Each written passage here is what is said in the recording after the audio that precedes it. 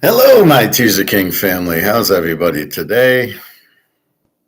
Happy Monday, June 1st. Um, we got 1 month till Basel 3, so that's happy times.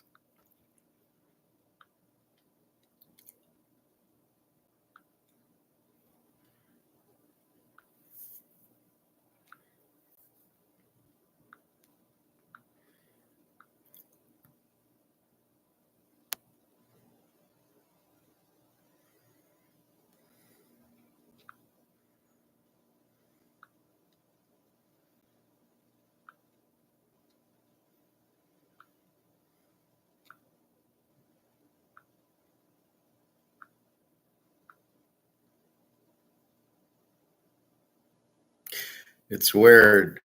I can't find my picture. Hmm.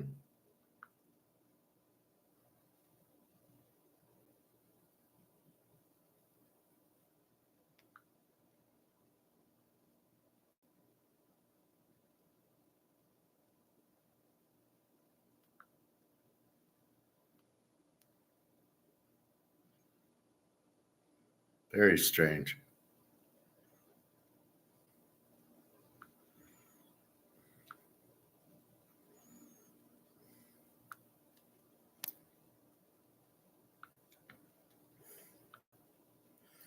All right.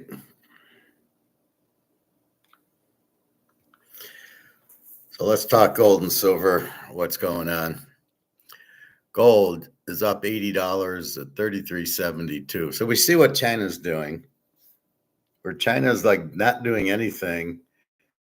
This is where it was at like 10, 11, 12. It was really not up. And then all of a sudden, just as it's getting out about 2 o'clock, this is when it seems to be going up 2 o'clock, 4 o'clock. Then we got a little drop at 10, which made the US go up, and the US 33.72 got up to 33.78. I assume we'll see 34, possibly 3,500 by the end of the week. They've been doing the dumps at the end of the month, which is what they normally do. They like settle on the option prices and stuff, apparently, on the month, which is, I don't know if it's the last day or a couple days before. I think it's a couple days before. So like the 28th, I think.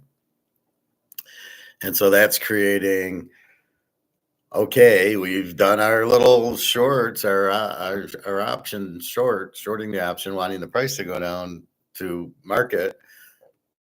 Well, now it's today's June 2nd, and then here's what's happening. So in the beginning of the month, we're getting this. But the big key is silver here, 34.39. Let's look at silver. I mean, look at silver. Notice the different graph. What have we been saying? Is the graphs are the same. Well, not here. 33, and it's not really doing anything, goes to 33.50 at 4 o'clock, but then it drops at till 8 o'clock down to 33.27. And then from 8 o'clock on, this is before the US gets it, look at it go. 34.39 right now, or 36, one of those two. So this is the real, we've got something going on in silver. We don't know if this is the move, maybe a prelude to July 1st, where they've got to cover it, and they're buying silver to cover all the shorts. They have to cover the shorts. When people ask for delivery, they have to cover them. That's just what happens. And I don't know. I mean, at what point do you start buying silver? The U.S. has been playing this crooked game, because that's what the U.S. does. From Nixon to Kissinger to Madoff, it's all crooked. They're all a bunch of crooks.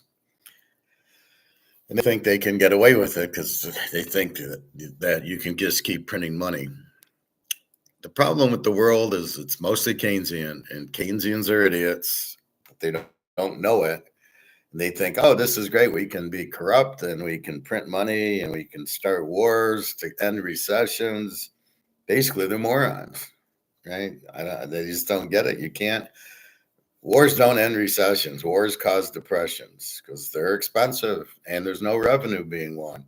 Unless you're Hitler stealing everybody's gold, this is not, wars aren't revenue. You're fighting somebody, it's a lot, it's expensive. You need the men die, you need more men, the boats run down, the tanks run down, the planes run down, you shoot the missiles, you need more missiles. Where's the revenue? It's all cost. So they're always very, very expensive. And why it's continuing. What Ukraine did was absolutely incredibly stupid, but they're very stupid. They sit there and they had drivers drive trucks into Russia, just regular trucks filled with drones. So the truck would go to point A, and then a drone would come out. And I guess they went to airfields and shot down and destroyed planes. Okay, so you really want to piss off Putin, do you? Okay. Now they're getting money from oil, which is non-war related, to be able to pay for the war, and their 25,000 tons of gold in Putin's swimming pool that he's got. So the gold will keep them going. I think they're just trying to bankrupt Russia because nothing makes sense. They can't win. Russia's got too many men, too many weapons, and Putin's a lot smarter than anybody in the West. Certainly smarter than Trump. So they're just keeping this war going on because they don't agree with Russia on immigration. It's the stupidest thing I've ever heard. Let's have a war and get 1 million people killed because they don't agree with immigration. Anyway, so right now it's silver making its move. Now I know a lot of us have a lot of silver, and what's frustrating is, gold. Maybe you got 50 ounces, maybe you got 100 ounces. I doubt we have more than that. Maybe somebody's got 200 ounces. But if you have 1,000 ounces of silver and it moves $100, I mean, you're doing that's $100,000. And when gold, if you do happen to have 100 ounces of gold and it moves $100, that's $10,000 because you only have 100 ounces. So you can see where you're happy you're making it with gold and you're going to continue to make it, but you can see the frustration in silver. I mean, a lot of people are going to retire when the silver goes to 1,000 an ounce and you have 1,000, 2,000 ounces of it, right? Because now it's 1,000 times 100. That's $100,000, right? 1,000 times 100 is 6 zeros. Yeah, so that's $100,000 if it moves 100 versus the 10,000 for the gold. Now the gold's worth a lot more, obviously, but silver. That's why people are frustrated with silver. Right now, it's not doing anything. 33.72, and it's just sitting there in 34.40. But if we can get silver if we can get it to 36, we'll see 100. And the bullion banks are holding on for dear life, but I don't know if they can keep holding on. They're losing money on their loans to the housing markets collapsing. The auto market loans are basically everybody with the loans are not paying. And the credit card debt is huge, and people probably won't pay that back. I don't know what's going to happen. You're going to have so many people bankrupt and so many people not being able to pay their credit cards. I don't know what the banks are going to do because they're clearly not going to collect all this credit card debt. So we will see. I don't know what I'm doing with mine. I want to pay enough to keep my credit. I don't ever see paying it all off. I don't think I'll have to. Because when the dollar goes out, well, I can't pay you. There's no more dollar to pay you with. Or with the inflation, you're paying them back in inflated dollars. So if you have $10,000 credit card debt, each month as the dollar gets worse and worse and worse, the $10,000 doesn't change. It's not like now you owe 11 because of inflation. You still owe 10, but now I'm paying you back with monopoly money that isn't worth anything. So there is an advantage to having debt when there's heavy inflation because you're paying them back at cheaper dollars. So keep that in mind.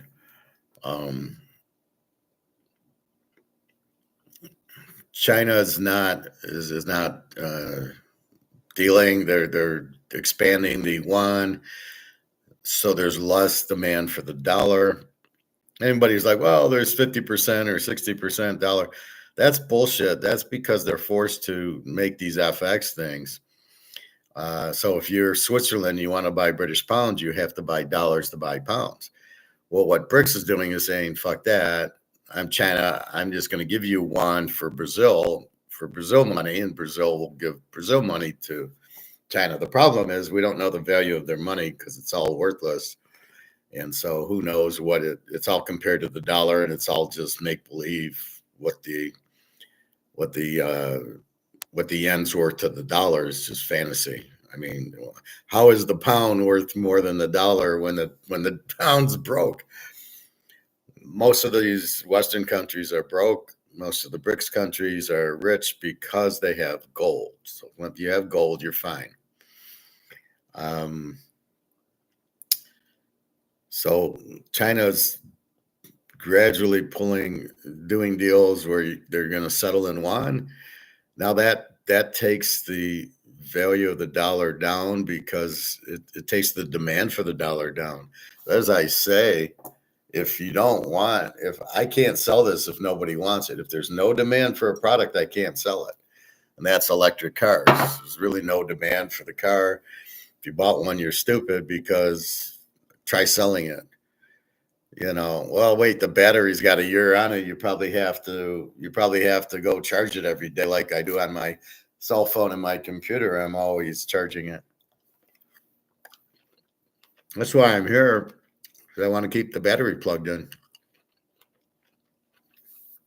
Although if you do travel, when I go to Italy or Ukraine or Russia or wherever, I got to unplug it, but I keep it closed. And when I get there in the hotel and I open it up, it's fully charged. So as long as you don't open it and use battery, it will stay fully charged for you. Well, until you charge it, until you use it for a while. But that whole flight, you're fine. The cell phone, usually I do the similar thing because although it's getting more creative on the flights now, you can plug in your charger into the seat and keep your battery fresh. And then there's I think airplane internet that you can watch movies on or whatever. So is Basel III now? Here we go, gold and silver. It's the beginning of the month where it should go up. I don't understand this. Well, it's June's a bad month for gold, but it gets better later on, whatever month. That's all bullshit. Again, what are you analyzing? You're not analyzing physical gold, so you have no idea. Are you analyzing BRICS? Probably not. Are you analyzing Basel III? Probably not. So you have no idea. All those little trends that these people are using are false. They don't work. Don't listen to any technical people on gold and silver. Probably not on the stock market because the variables change. These people are just idiots that can't think. They can't think outside the box. So in other words, what was the stock market doing in 2000? And in 2008, what happened in 2020? And boom, boom, boom, boom. The variables are totally different, but they don't say, well, here's what the variables were in 2000. Here's what the variables were in 2008. Oh yeah, we had the housing market crash. And then what happened in 2015? Well, I don't know if anything happened. 2020. Now here comes 2025, and you got this whole end of the dollar, bankruptcies by all these countries, um, and gold surging. So where does that factor into your analysis of 2020 or 2000, 2008, and all that? You can't. Or go back to 1980 and 1990. It just doesn't matter because it just, the variables are different. Again, I can look at the 70s Steelers and I got the greatest team ever, and then I got the 80s Steelers who sucked. And I got the 90s. I can't look at the Steelers and use the 70s as I'm using 2025. Well, look what they did in 74. Yeah, they won the Super Bowl. And in 75, yeah. We don't have Franco Harris and Lynn Swan and Joe Green and Mike Wagner, Mel Blount, Jack Ham, Jack Lambert. Variables change.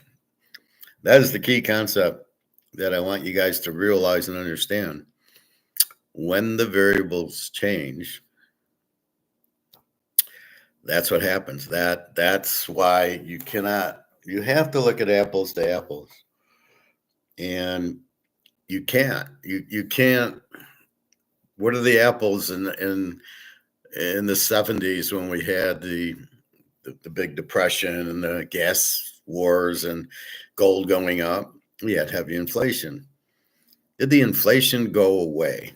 This is your test question for today. I want a 2-line essay. Did inflation from 1970s go away? And your answer is absolutely not. How could it have? You've printed money. You keep printing money. You printed more money, but how did it go away? Well, part of it was the petrodollar. So as we're printing, there's more demand for the dollar. I think there is a point where you need money, but how much do you need? At what point is it needed, and at what point is it inflation? And I think when you have more money printed than need, then you have but money printing is the inflation. That's why with gold, it's limited. You got $1 billion worth of gold, which again, how are you pricing it? You have $1 billion worth of dollars. And that's why I don't understand why they don't move the gold price. Instead of keeping it at 35, all Nixon had to do was raise it to 500. It went to 800. So then he should have fixed it. And then, okay, now the dollar backed by gold's now 500 an ounce. And then the French wouldn't have come asking for their money or for their gold. So we don't know what the real gold price is. So understand that, right? When you get to the real gold price. But how do you know that? And again, the problem is the value of the dollar moves around, right? So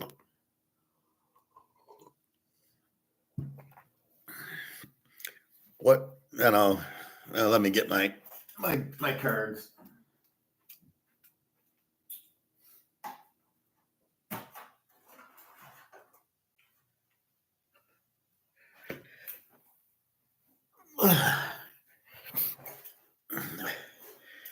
So, all right, let's look at Tom Brady today. How much is this card worth? Do we really ever know what it's really worth? Now, this is a 10. The other one's a 10. The Montana rookies, a 10 is 110,000. But how do we know? All right, that's what's in the market. But based on what dollars? As the dollar gets weaker, wouldn't it be worth more? So what is this worth? Let's say 50,000. Rookie card, $399 limit, Tom Brady. So we give it a value based on an auction, but the money's not worth as much. So how do we know what it's worth? How do we know what gold at 33, now it's 33.74 in US dollars, but we don't really know the value of the dollar. So this is a very tricky scenario of what things are actually worth. We really have no idea because the dollar is getting weaker.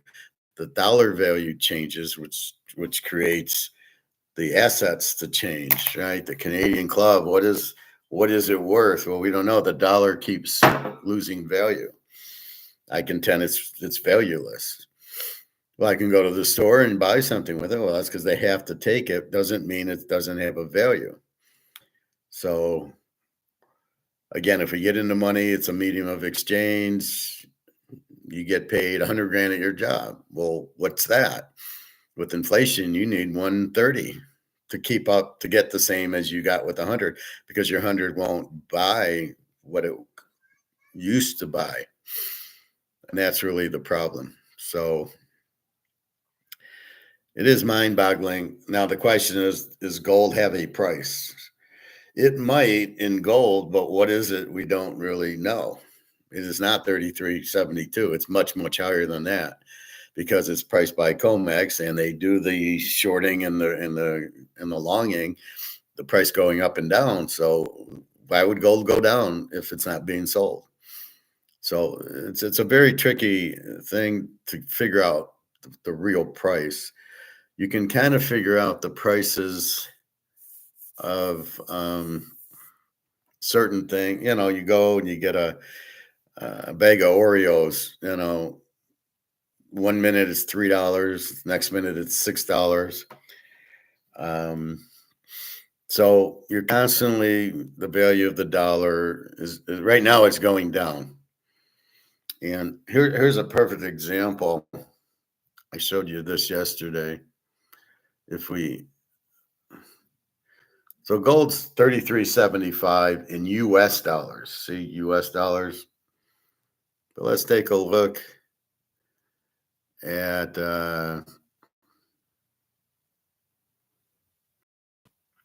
let's see. Let's see what it is in Brazilian dollars. In Brazilian dollars, it's 19,239.50. Huh? And notice it's a different chart, which is really weird. Do I have my gold? Yeah. So again, but it's worth the same as the US. So the real value of gold is the US value, 33.75. But if you're in Brazil, you get 19,000 for it. However, what does the 19,000 buy? Right? As I told you, let's look at rubles, our favorite.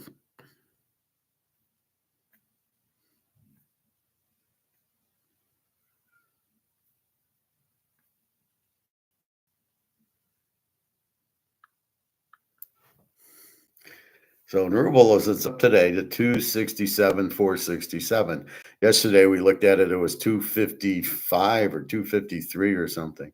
So it's up 12,000 rubles today. This is why you hold the gold, because gold will move, the dollar won't, because you're printing the dollars, you can't print the gold. So if you understand that concept, gold can't be printed. So you see different amounts here. 267 for, but what does 267 467 buy you in Russia? Not that much. But that's actually, so if I gave Daria $3,375 today, she would get 267,414. Well, her rent's 27,000 right off the top. She can go to the grocery store, but it's not like $267,000. It's not worth that much. And that's kind of my theory here. What is it worth? And that's what we're trying to figure out. So because these people are printing money, it's worth less and less. This is compared to the dollar.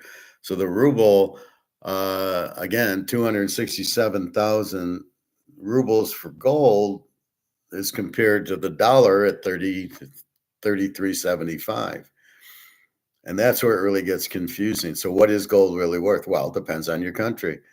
Here it's worth 267,401 in Russia.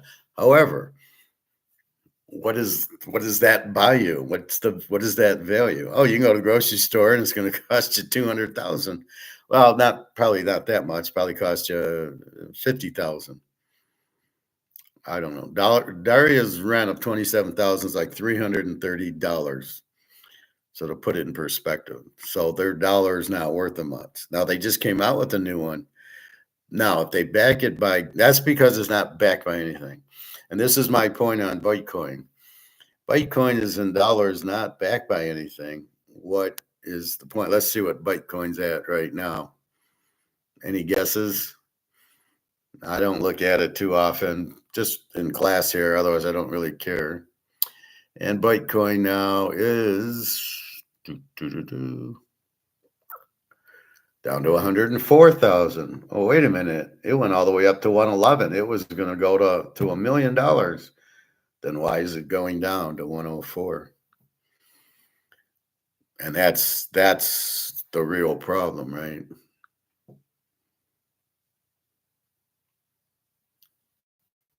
Oh, I'm looking at gold and okay, I'm still in rubles. But you can see gold's worth more in different currencies.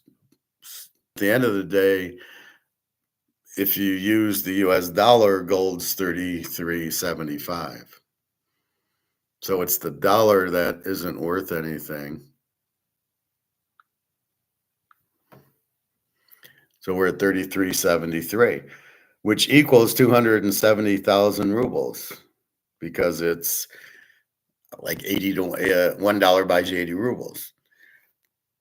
So why is the dollar worth more than the ruble? No idea. They're both printed to shit. Did Russia print more dollars than the US? Is their economy better? Not anymore. They probably make more selling oil, and they got gold and diamonds, which are the keys, which we don't have. I think most of the gold and silver mines there's some I think in Vegas, and then most of them are in Canada. So you have that going. So what are you doing? And it's basically trying to figure out this whole mess, and that's why the Keynesians have fucked us up, because all the countries are using different dollars, different country dollars, yet none of them are backed by gold, and they're all worth different amounts. Why? Why is the ruble 80 to 1 to the dollar? Why? Did they print more rubles than us? The more you print, the less it's worth. So they must print a shitload, probably for the war and for the gold, but they have a lot of gold. We don't. So that's really the key, is you're really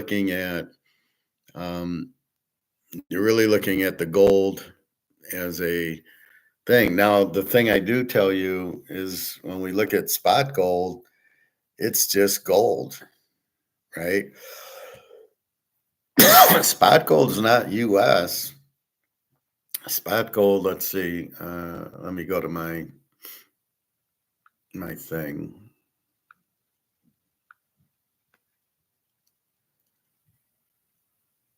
So at the jewelry store, it's just spot gold is 33.65 US dollars. And then you have to convert it to the other conversion of the other dollars. But so that's what it is in every country, right? It's just gold. Is there a universal price of gold? Silver here was 33.50. Is there a universal price of it? Well, you can't have one currency. As I found out, the reason all these people speak different languages, why when I'm at the pool and I don't understand half the people talking because they're all speaking different languages, and the real thing is, they don't want to speak English. I keep saying, why don't they all speak English? We're in America. They don't want to. They don't want you to know what they're talking about. Not that it's necessarily bad, but they're just more comfortable speaking their language. Sort of like us speaking gold or us speaking football.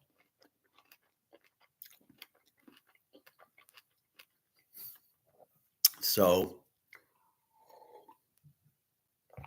that's really the key to it, is what's the real price of gold? It depends on currency.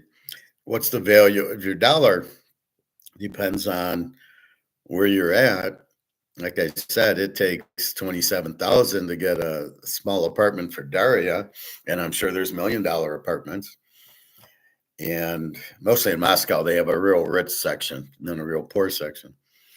And then you have here what our rent. I just paid my rent today, $1,500. But then I got to pay. They charge. I pay the water and the internet included in that. Uh, well, yeah. And then you've got, how they determine the value. This whole FX thing's bullshit. So when you look at the euro is 85 cents, it's bullshit. It's not a real price. Um, I'm not sure where it comes from. So when we go here,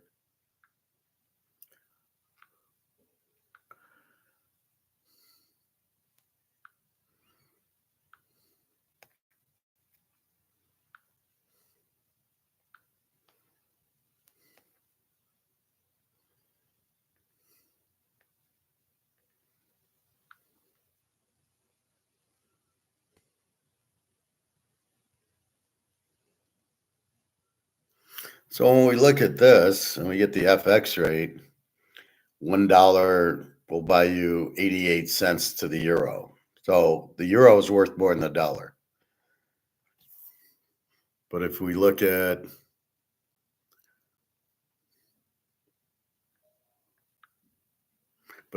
China, the dollar buys you 721 Chinese. But yet at the euro, $1 gets you 88 cents. It doesn't get you a full, like here it's the dollar's worth more than the one. For the euro, for some reason, is worth more than the dollar. Where does that come from? It's all bullshit. So when I say how do you price gold and yuan or rubles or euros, it's crazy because we don't really know what the dollar's worth. The dollar is not worth not each dollar is worth it. But the U.S., who's printed the most dollars? But does that even factor in? We printed $150 trillion for the petrodollar, which is now not being used, and the other. So there's a few countries that are dealing with dollars, but all the BRICS countries aren't. Like I said, China's going to Brazil straight, and they're going to India straight, and they're going to Saudi straight, and Russia and Iran, and all these are going straight, straight, straight. And China makes everything, so China can do what they want. I saw today that Hungary's joining BRICS. They're in NATO. As more countries just don't want to be, they just see Trump and they're worried about being tariffed. Is Trump really this stupid, or is this a plan? The Scott Senson's guy is an idiot. That I'm sure of. He's George Soros's guy. Doesn't have an economics degree. He's an idiot. Is Trump an idiot? Is Trump really this stupid, or is Trump trying to bankrupt the country to do something else? And I love how they call it a reset. There's no such thing. But you don't have to. It's like gaining 500 pounds so you can lose 500 pounds. Well, just stop eating sugar and carbs, and you don't have to gain so much weight to then lose it. Just start doing that. So it's really difficult to see what the hell is going on with Trump. He's not a very good businessman. He got a lot from his dad, so he's made a lot of bad investments and bankrupted his casinos somehow. I'll never stay at his place in Vegas. That'll never happen. I don't want to do anything with him.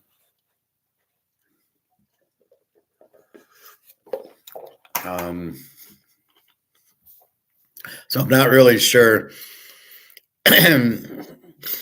what the answer is. But you don't have to blow up the U.S. to switch to a CBDC, which will never work. And keep in mind, if we're still using the dollar and it comes out as a digital dollar and it's not backed by gold, it's still worthless. It still has no value. So understand that. It'll just be a digital, heavily inflated dollar that won't buy you anything. Don't accept it unless you're on Social Security and they said, well, the only way to collect it is with CBDCs. Well, then you'll have to, but you're still going to keep your money in the bank and your gold and your silver and your cards and everything else. But if that's the only way I can collect it, then I'll do that. But hopefully not. Hopefully I can have an option and I'll still get my money, and whatever I can do to pay my rent with it is what it is. Basically, Social Security pays my bills. It pays my rent, my food, my utilities, my gas, uh, things like that, my haircuts. That's what Social Security does. So I don't really care how I get it, as long as I then turn around and pay rent with it and everything else. Um, and that's fine. Gold, on the other hand, is our freedom, right? That's going to keep us free. You can't take it. You can't say it's worthless. Even if they're trying, they can't do it. All right. So let's get to baseball today.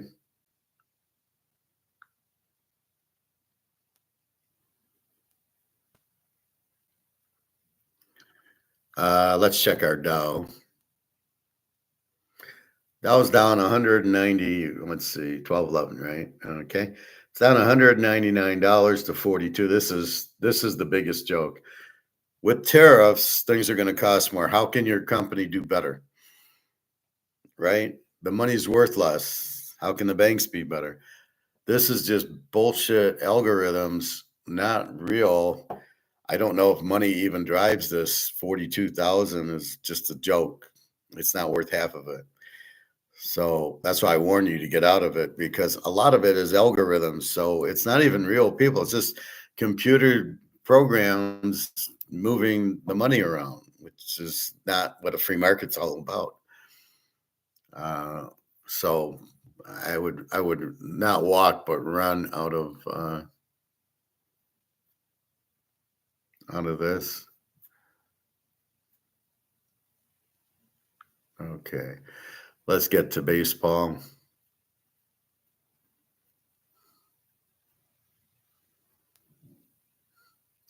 So we're having a good day and great day in silver, good day in gold. Let's see. Had a great day yesterday in baseball.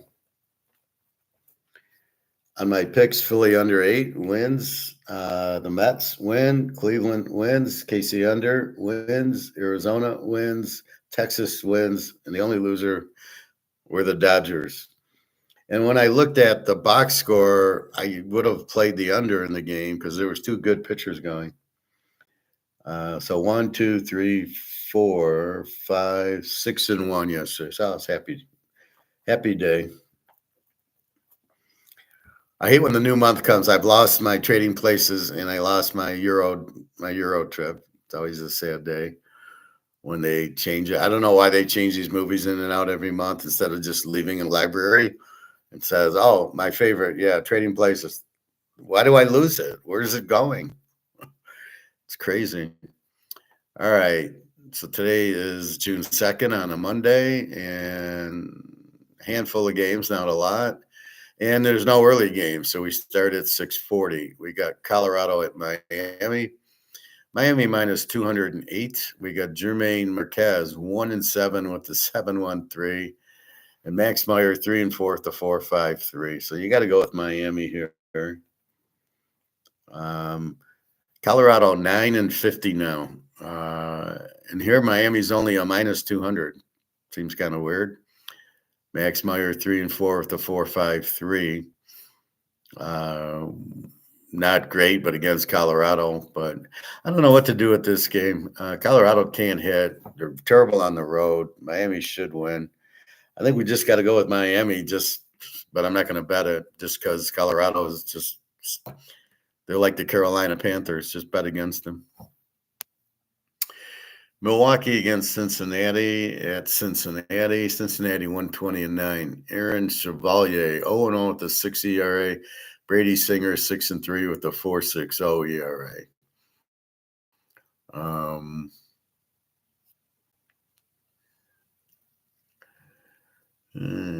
Brady Singer Cincinnati 120-9. Milwaukee just beat the shit out of Philadelphia twice, but Bryce Harper was out for Philadelphia. So we can't bet Philly until Bryce Harper comes back. But again, we don't know Bryce Harper's out. That's why I got to look at the box scores and I go, why isn't Philly hitting? And then I see Bryce Harper's out. Now, how serious the injury is, I don't know. Well, with that done, Chevalier 0-1 with the 6, and Brady Singer 6-3 with the 4. I don't know. I guess I'll go over in this game. Milwaukee's hitting the ball. Cincy over 9, but I'm not going to play this one either. I got to update my thing. I apologize for that. If I can find my thing. Where did my thing go? Oh, it's over here.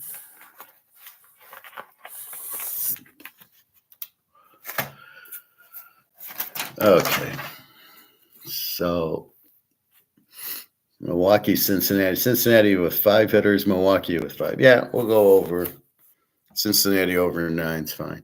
California goes to Boston. So now more hitting, more runs in Boston at their softball field. Boston minus 159.5. Tyler Anderson 2-2 with a 3.39 against Richard Fitz. Who the hell is Richard Fitz? Oh, he's from Alabama. Oh, he went to Auburn. So he's from Alabama, but he went to Auburn. He's actually pitched 6 innings, 5 innings. He started March 30th, gave up 3 runs, 5 shutout innings to the White Sox. That doesn't really count. And then 3 innings to Milwaukee.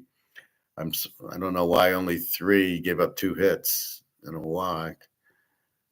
Don't know what's going on there. So he seems to be a pitcher, but he seems to be a pretty bad pitcher. Boston. Tyler Anderson's pretty good. I'm not going under. I don't know what to do with this game. I'll take Boston, no bet. The point would be here to go. You want to go over in Fenway.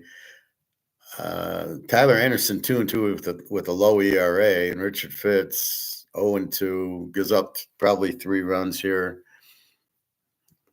Does LA hit? Boston has 4 hitters, and California has 2 hitters. So California, but everything goes streaks. So I might write that down. I got to change. I'm going to go after class. I'll update this, and you got to just look at it.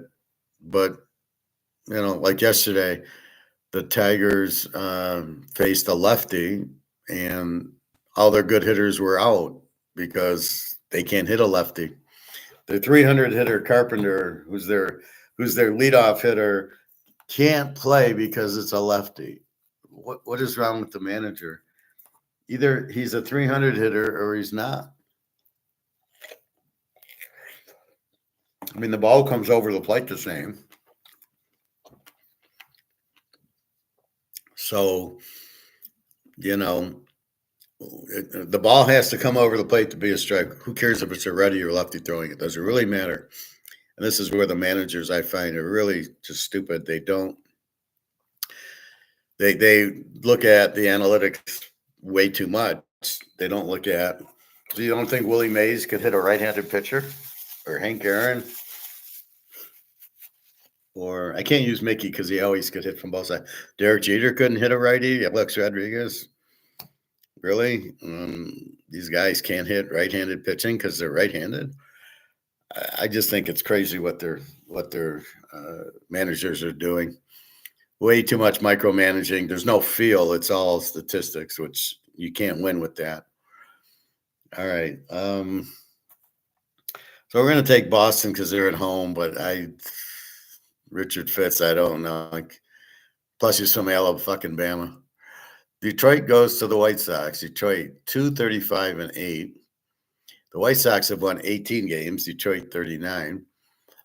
Jack Flaherty 3-6 with the 3.94 against Jonathan Cannon 2-6 with the 4.15. So this has got to go over.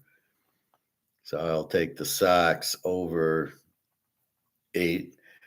And again, I'm tired of betting the Detroit games. They're just so unpredictable. Although I had it picked pretty good yesterday. So I got it figured out. If they play a good pitcher, they'll get shut out.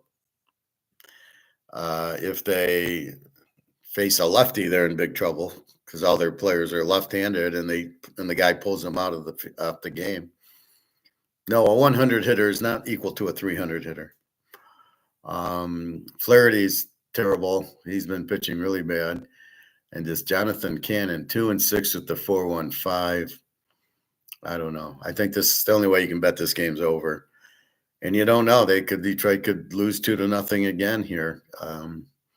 There's one play that happened yesterday that was really a stupid play, but of course the radio guy said it was a great play. The guy leads off the inning, hits the ball into the right field corner, and tries to go to third on it. And he's like this close to being tagged out. And there's a rule, you never make the first out at third. The guy should have stopped at second.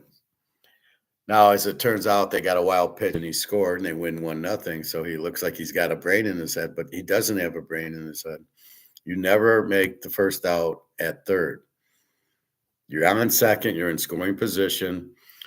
You can get bunted over or whatever, but you cannot take the chance of getting thrown out at third. Granted, it worked this time. If he gets thrown out at third, he's an idiot because you've already got second and there's nobody out. That is not when you take the chance. You take it with 2 outs, then you do that. And the radio guy, oh, what a great move. No, it wasn't a great move. It was a stupid move. That's what the Tigers do, a lot of stupid moves. All right. San Diego, San Francisco, the 49ers, 175, 7.5. Both teams won 33 games. This is a good game. Stephen Kolek, 3-1 with the 4.11 for San Diego, and Logan Webb, 5-5 with a 2.82 for the 49ers. 49er, well, I can't even look at this right now. 3. San Diego, good hitting. We have to check yesterday's lineup to see if there's injuries or anything. Well, I can't answer. That time it didn't say it was spam, but let them leave a message if it's important. Because I am seeing if I get a call for a job or something.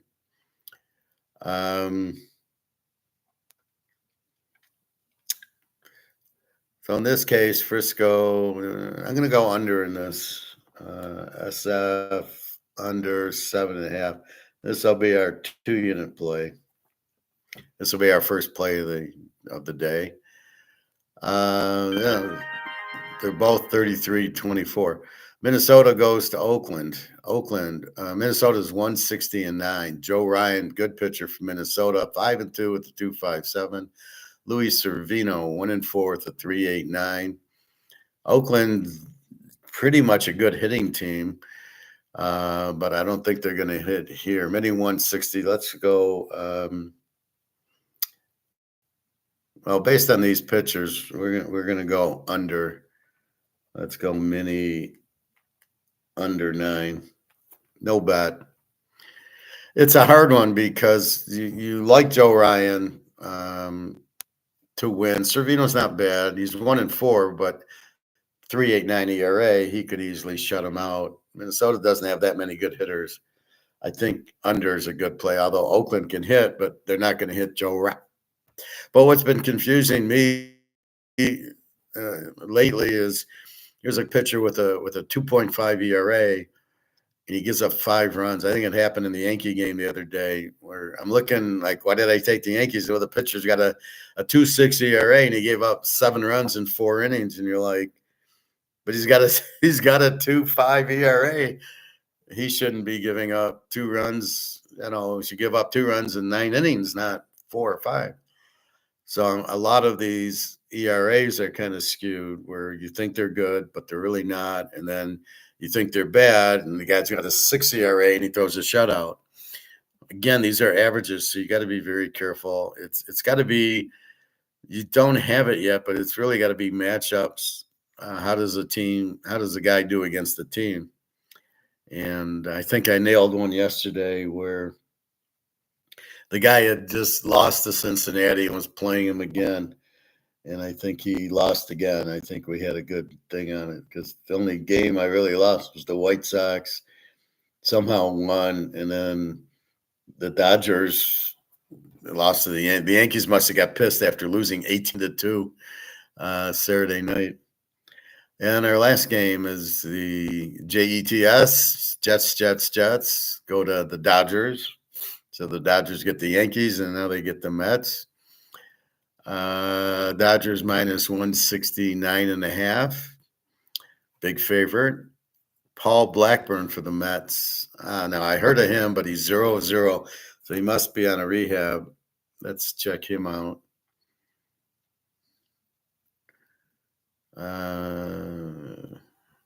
Yeah, 15-day DL. So he hasn't played yet. Now, if we look at him, well, this guy's been pitching since 2017. And his ERA, Jesus, his last 5 years, 5.87, 4.28, 4.43, 4.41, 5.18. What is he still doing in the majors? That's just pathetic.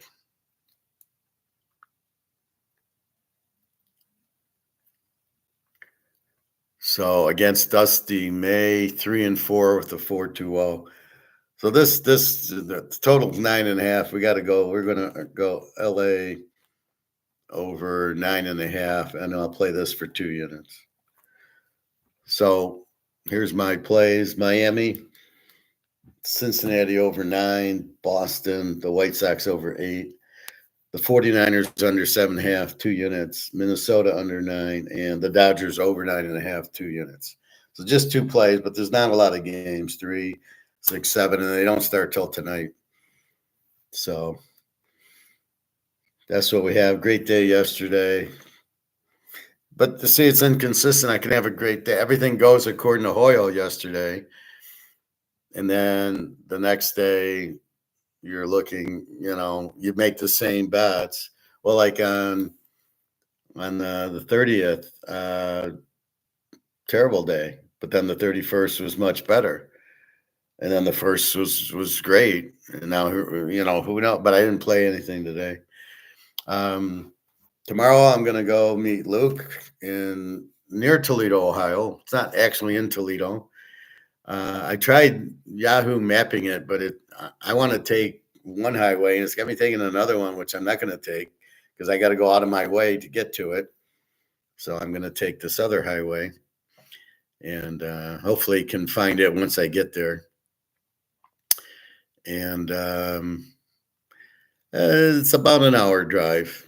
So I'll probably, Luke, I'll be there, you said after 6, so I'll hit the pool first, and then I'll come from the pool I'll probably leave around 5-ish, and I'll, depending on traffic, be there around 6-ish, maybe 6:15, but that's okay. So if anybody wants to do that type of thing, I could meet, but not too far. He's in Toledo, so I'll meet him. I'm in Detroit, so I'm about 50 minutes from Toledo.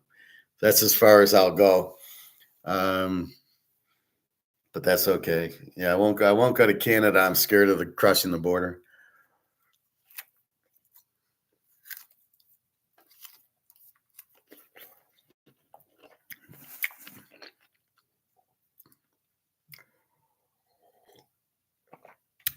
So anyway, see, like today, I don't hear the dog barking and the music.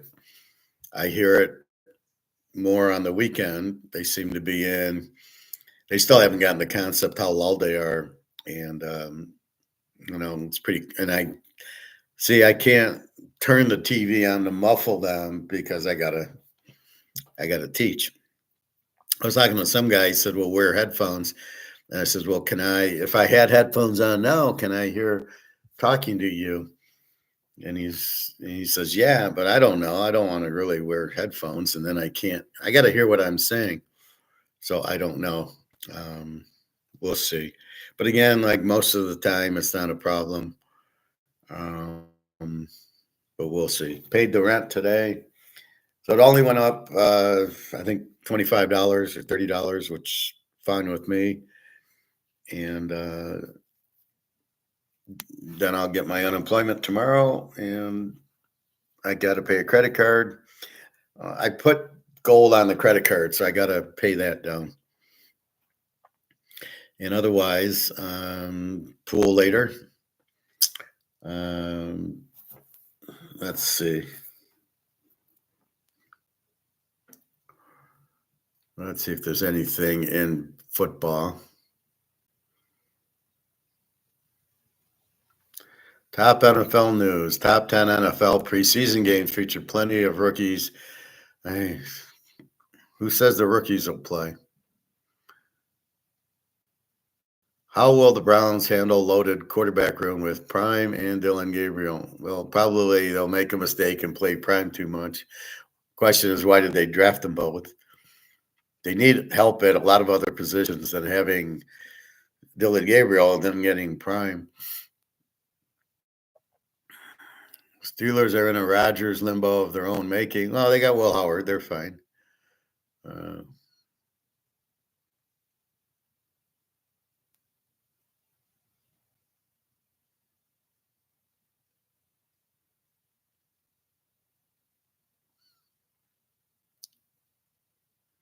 So here you go. The Lions center. This Ragnow had a back problem, is retiring. So there you go. Did they draft a center? Were they smart enough?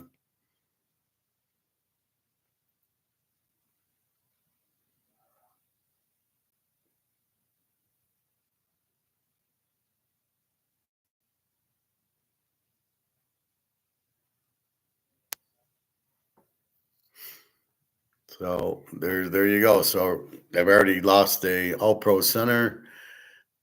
The injuries, I doubt Hutchinson's going to be 100%. So this will be, we will see.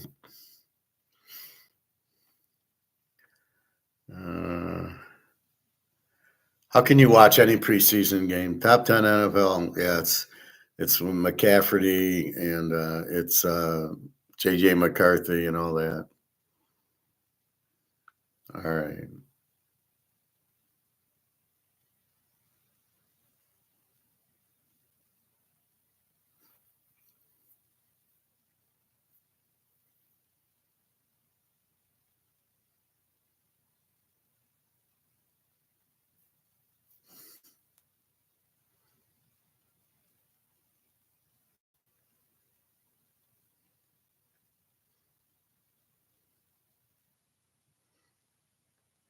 Let's see.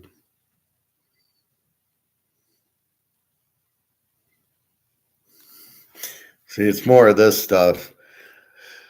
Collapse, farm crisis deepens. China cancels $45 billion in U.S. farm contracts after Trump's tariffs.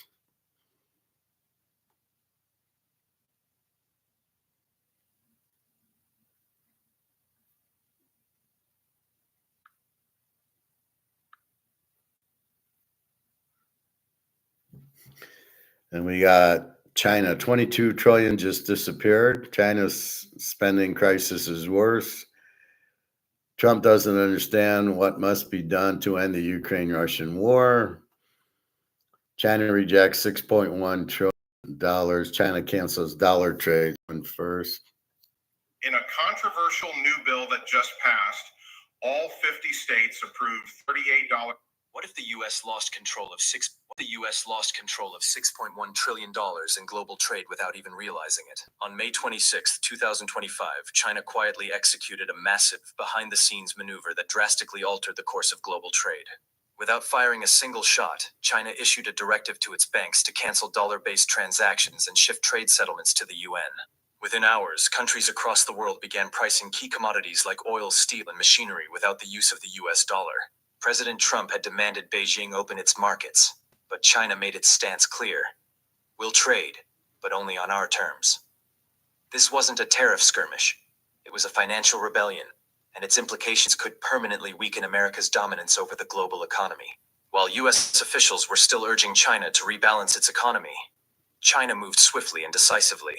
People's Bank of China raised the minimum renminbi ratio for cross-border transactions from 25% to 40%, effectively sidelining the dollar in deals worth over 6.1 trillion every year. This was not a symbolic gesture. As Bloomberg reported, Chinese banks failing to meet the new requirement risked severe regulatory consequences, such as downgrades that would limit their access to capital markets. This policy change is already showing significant financial consequences, with Goldman Sachs projecting that every 1% rise in the yuan could boost Chinese equities by 3%.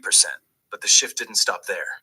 When U.S. Treasury Secretary Scott Bessent accused China of destabilizing global trade and demanded China prioritize domestic consumption over exports, Beijing didn't retreat. It accelerated its plans.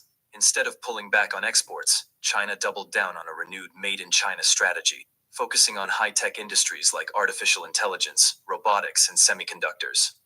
As of 2025, manufacturing contributes 25% of China's GDP, and the government made it clear that its commitment to this sector is non-negotiable.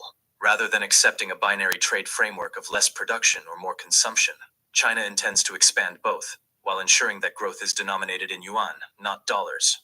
This shift isn't merely a reaction to tariffs, it's a deep structural transformation. By forcing more trade into renminbi, China is not only protecting itself from dollar-based sanctions, but also attracting global capital to its own financial markets. In the first quarter of 2025, yuan settlements accounted for 30% of global goods trade, up from less than 20% just 2 years prior. Analysts at Reuters estimate that shifting another 10%, about $610 billion into yuan, could drive long-term demand for Chinese assets up by 12%. As more trade is conducted in yuan, the global liquidity loop shifts away from U.S. treasuries, draining liquidity from America. The immediate effects are clear. Reduced demand for the dollar, tighter capital flows into Wall Street, and a growing incentive for foreign institutions to hedge in yuan. China's real advantage, however, lies in the countries and markets that are increasingly turning their backs on the dollar. Picture yourself in a store in Johannesburg, picking up a Chinese-made generator. It's priced in yuan, not dollars. This is not some theoretical scenario.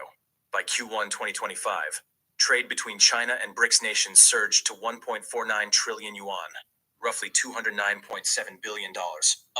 So let's see how this dynamic plays out. So you're in Johannesburg and you buy a Chinese good and you have to pay in Chinese renminbi. It's priced in Chinese renminbi. Where are these people getting the Chinese renminbi from? So I'm at Walmart and I want to buy a Chinese tennis shoe. Where am I getting the yuan? I'll call it. Where am I getting that from? Or it's just priced there and I got to convert it to dollars, I guess, maybe. So there's a conversion table. Anyway, what you have is there's no demand. There's less demand for the US dollar, which, as we know, if you don't have demand, it's worthless, right? I'm blinking. That's a problem, right? It's not worth anything. They're not worth anything if there's no demand. So if nobody wants Tommy Brady, I can't sell him. I can only sell them if somebody wants them and was willing to pay for it. That's how a market works. But I can't do it with if nobody wants it, it has no value. Or if I price it in US dollars and I assume on eBay, if you're in Russia and you want to buy the Tom Brady card, you just convert it to rubles. Well, it's $100. That'll be 8,000 rubles to buy the card, which is it. So a lot of people are now, a lot of BRICS are going to China or Russia and paying. They're still paying their home good. That's why they need the gold back currency. So all the price will be the same. You just pay it in gold. And but it's less demand and less demand for the dollar. They don't want to be sanctioned. So the sanctions are really killing the dollar the most because nobody wants to use it. So now what's going to happen? So no demand for the dollar. And it's crazy is we'll do treasuries because we don't have enough money to pay for all the government and the interest on the debt and the military. we don't get enough tax revenue, and with more people losing their job and more jobs going to China or other countries, there's less tax money coming in and more people on unemployment.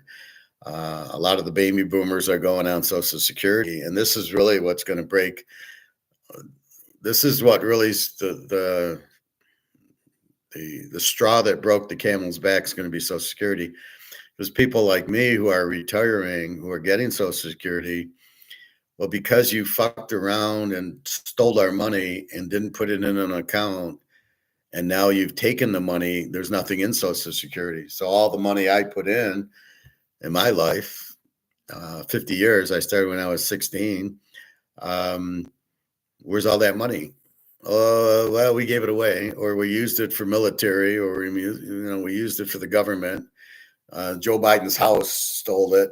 I mean, this is the problem. So you have that, but more and more people are retiring, and less people are able to work because they're all playing Bitcoin, and they're not selling it. So there's no 1099 if nobody sells their Bitcoin, which they will soon because they're going to need money. So with no demand for money, the money value goes to zero, and it does 100% of the time.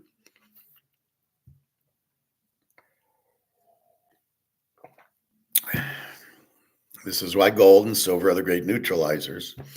And hopefully we finally are getting silver to make our run that it should have made 5 years ago. So you have that, no demand for China, which is going to cause massive inflation in China. Hey, Prophet, because they're going to need to print more money. It's not good. That's why they need the gold-backed currency, right? So China's smart. They got 60,000 tons of gold. They'll be fine. And their citizens buying gold are smart because they won't lose money on it. But China's bankrupt, basically. So they make these deals, and that'll help them. But they're so underwater with Evergrande and the other housing that they're in big trouble. So they're not buying the U.S., reject $6.1 trillion trade proposal. Now it's a proposal. Let's look at what else happened. I think we looked at this one, 22 trillion.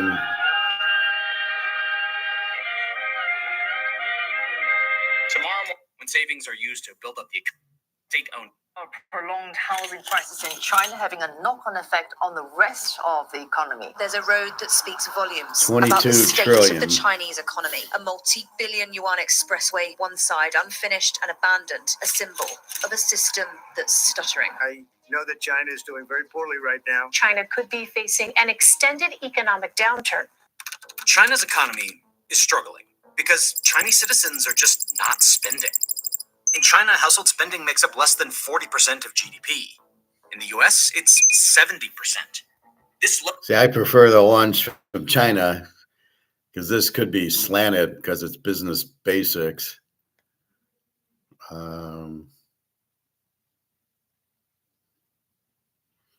But anyway, we'll listen to it. But so they're having trouble too.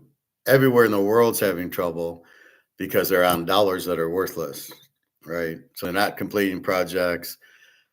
China's in trouble, but they got the gold. At the end of the day, he who has the gold wins. Spending makes China dependent on trade, government spending, and investment. And all of those three are at risk right now. The CCP is getting so desperate that it's subsidizing things like microwaves and dishwashers just to get people to spend money. But it's not working. And as we'll cover later in this video, this spending problem is just the tip of the iceberg. Underneath it lies a $10 trillion debt crisis, a real estate bubble, and an economic model built on a house of cards. These problems could trigger a collapse the CCP isn't ready for.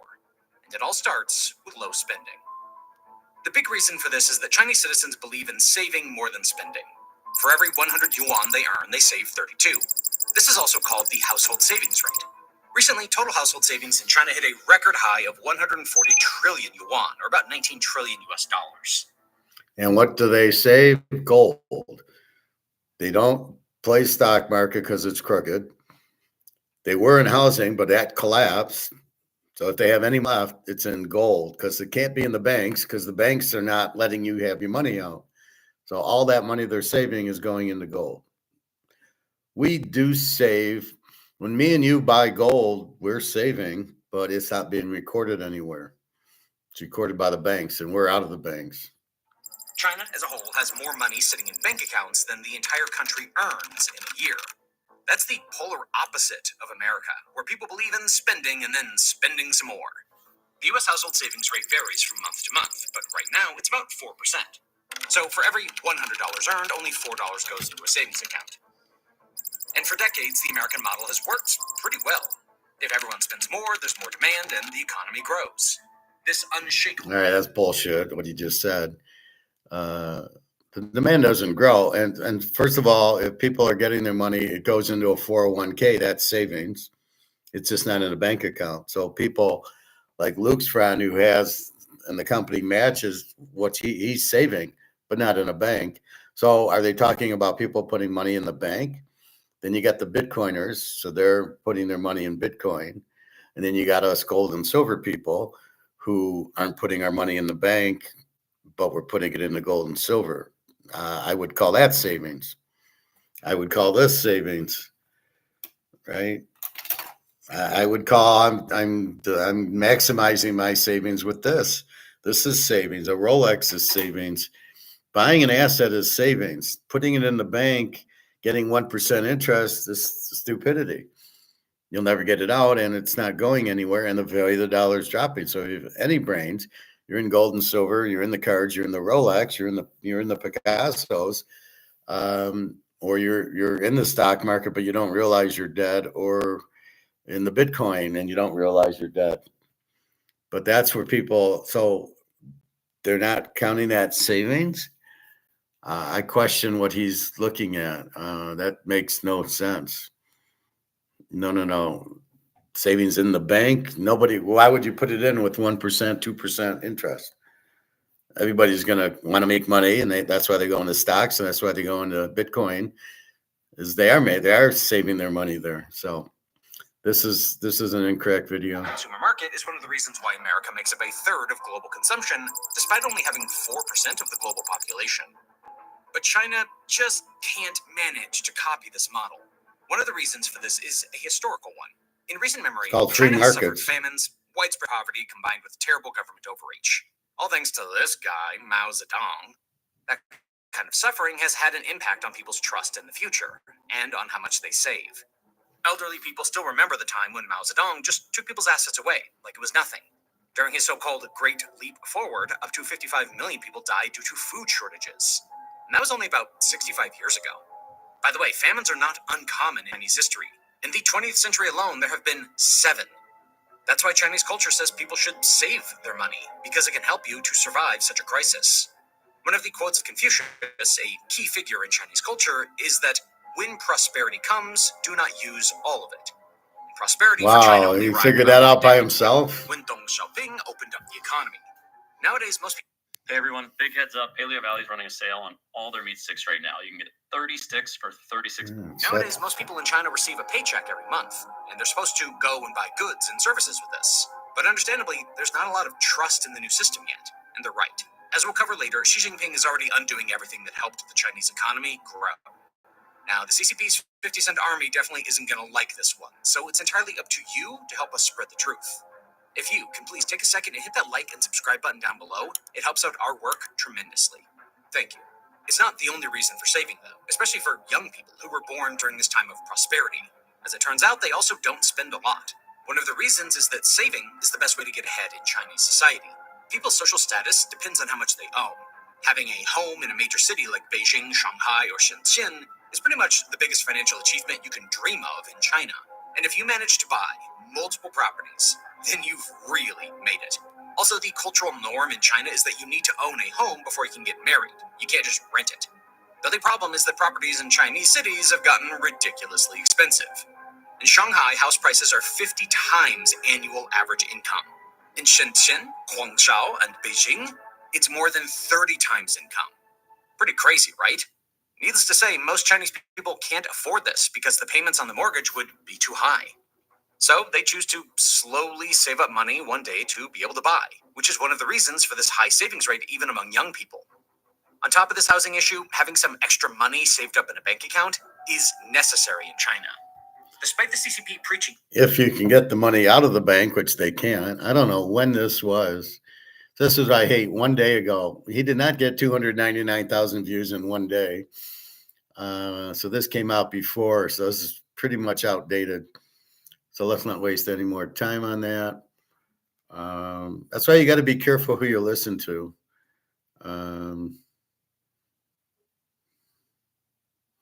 And the title, 22 trillion just disappeared. Well, that's the housing Evergrande. We already know that.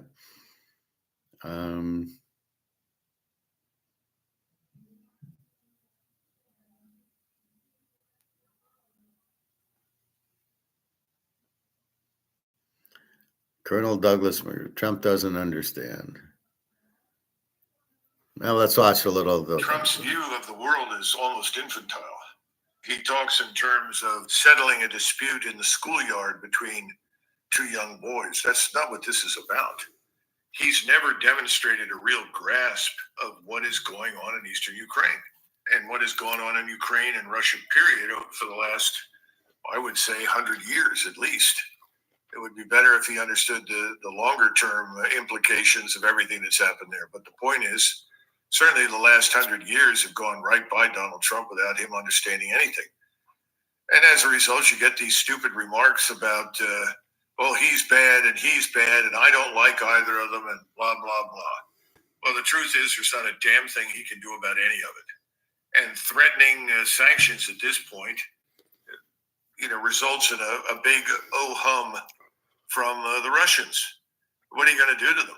Remember, go back again to what Trump said, what President Putin said many months ago about the truth that there would be no change in the United States or Western Europe. The people in charge were going to continue to pursue sanctions, and so Russia has to chart a different path. The interesting thing is when Trump talks about the whole world, he might as well hang that one up, because with the exception of the West Europeans and some East European states, the whole world is on Russia's side. He doesn't seem to get that. He doesn't understand that the injustice of what the Ukrainians have done to their Russian citizens, to the Russian people in eastern Ukraine, and our attempt to turn Ukraine into this Trojan horse of destruction for use against Russia are things that everybody in the world understands except Donald Trump. Again, it's just discouraging. Now, there are a couple of things that Zelensky did say that are true. He's absolutely right in one thing. This war is going to end when he's gone and his inner circle are gone. That's when the war will end. And that's the message. There's no longer any room for discussion. They know what they're dealing with. Moscow understands what's in charge in Kiev. And this is going to end when he and his friends are gone. That's very clear. Secondly, I'm sure you're aware that there was an attempt to kill President Putin, attempt to assassinate him. The Ukrainians sent these drones in an attack mode against a helicopter carrying the Russian president to Kursk. Well, it failed, fortunately. But how did the Ukrainians know that this helicopter was going to leave when it did and was headed to Kursk? Well, I think the CIA and MI6 provided the Ukrainians with that information. This simply reinforces the view that President Trump is not in charge. Because I think their view is if he were in charge, he would not have sanctioned an assassination attempt against the president of Russia. So all in all, the bottom line is we are now irrelevant to the outcome in Eastern Europe. And unless we and our allies in NATO want to declare war, mobilize our countries, and send millions of men and huge quantities of equipment east to fight in Russia, we should shut up, because it's not going to happen. Yeah, let's hope that doesn't happen. But there seem to be some who do. You mentioned a minute ago that there are forces even within the administration and definitely within Washington that want to push Trump back into areas that are probably closer to what the Biden administration were doing. Well, one of those is Brother General Jack Keane, who went on Fox News earlier today and tried to press for both of those, trying to play on Trump's anger that he demonstrated to see if he could get him to go down this path. When I first started doing this 10-second mental activation trick each morning, my best friend thought I was losing it. To see if he could get him to go down this path. In 2015 and 16, he did carpet bombing of Aleppo. He used chlorine bombs. He used cluster munitions that I don't like this Jack Keane guy. He's not real bright. If they're on the ground for a period of time. He used deep penetration bombs to go into underground hospitals and kill the people. It was the largest carpet bombing air campaign ever conducted since World War II. This is who Putin really is. He targets civilians, and he's doing here to put pressure on the president because he knows the president wants to stop the killing, and he wants the president to get so frustrated he backs away. What should be done? The president almost answered. Crippling sanctions to be sure, but also, listen, this is important because Putin pays attention to this actually more than he does with sanctions. He always thinks he can get around sanctions, and he has some evidence to prove it. And that is continued military assistance to Ukraine. That makes a difference on the battlefield. After all, we're 39 months into the war, and Putin isn't even close to taking control of Ukraine. So there again, let's go back to the sanctions that never worked before. Let's try those again, and then let's reopen the spigots back up and let a bunch of weapons and ammunition go in there. What do you say to that? Well, setting aside the allegations against Putin, it's unworthy of serious comment. Keep in mind that the Russians did a lot of very serious. A prolonged housing crisis in China having a knock-on effect on the rest of the economy. Trump's view of the world is almost infinite. Oh, setting aside the allegations against Putin, it's unworthy of serious comment. Keep in mind that the Russians did a lot of very serious damage to ISIS. There's no question about that. And at the time, we were very grateful for their help and assistance. Frankly, the Russians were able to do more damage than we were in most cases.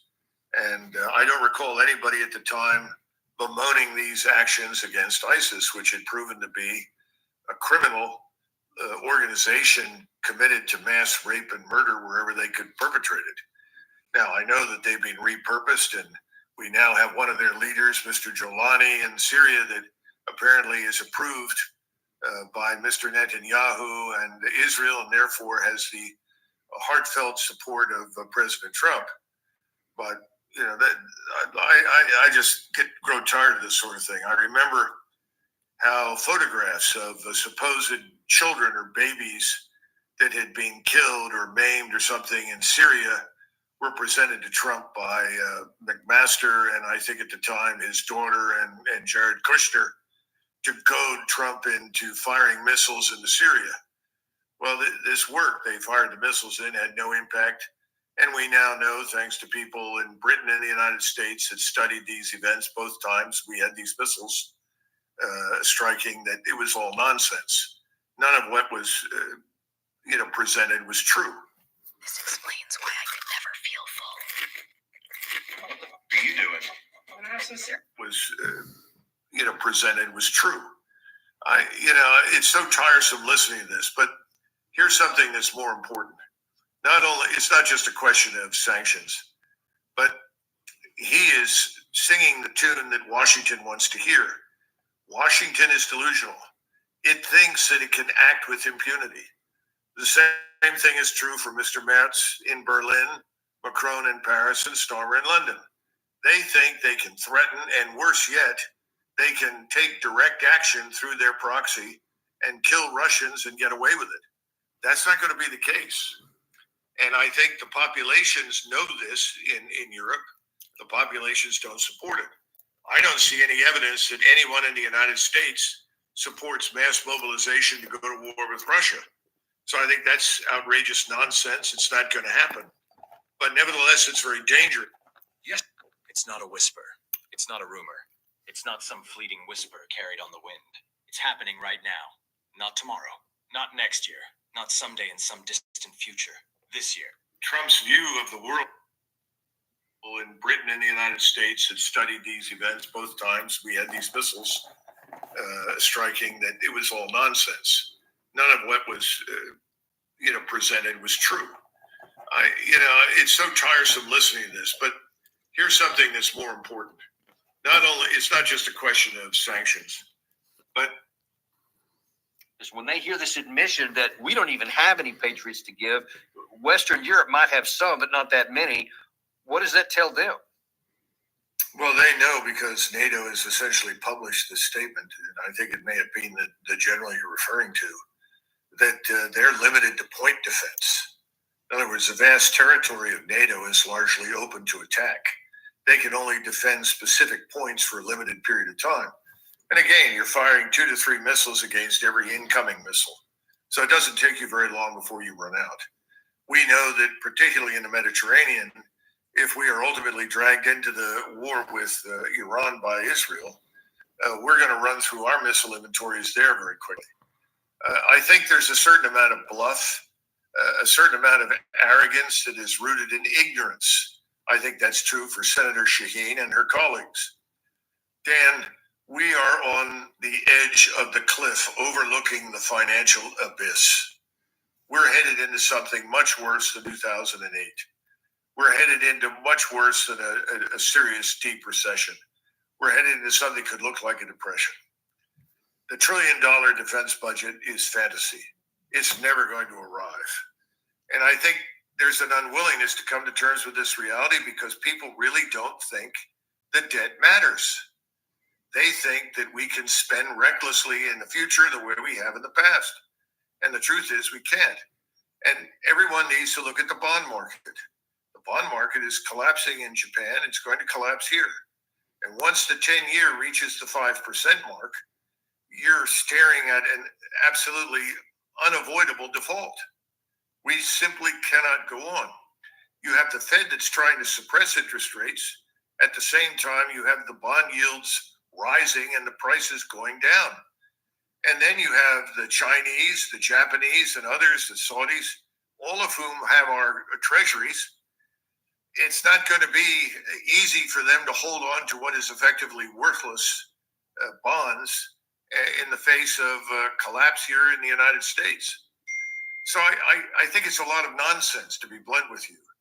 I think the Russians know enough about finance that they understand it's nonsense. But still, they have to take it seriously. They have to prepare accordingly. But I think we're looking at this financial collapse, and it's kind of running in parallel with the war in the Middle East and the stagnation of our effort in Ukraine. In other words, both things are on a parallel track. And the question is, which fails first, the economy or the overseas intervention in the Middle East and Eastern Europe? And of course, people talk about Asia. Well, that's a huge joke. We can't possibly defend Taiwan, nor should we be involved in that business as it is. But the point is, all of this is fantasy now. None of it is based in fact. What General Keane was arguing for, we can take a stab at it, but it's not going to work. It's unsustainable. We are definitely going broke. His girlfriend cheated on him. Bullies humiliated him. We ain't going broke. We are broke. And as you said about the debt, I mean, that's just it. I played Mark McGuire on Friday, I believe. I can touch on that. Maybe we'll do that tomorrow.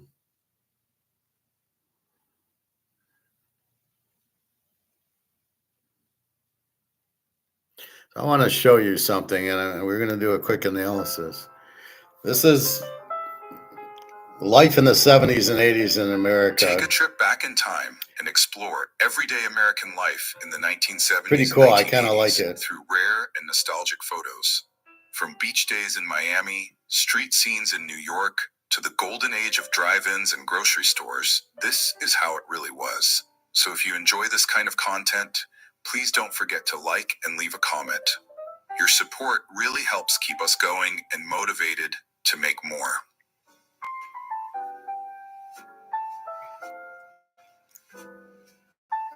I want to get more to the stores.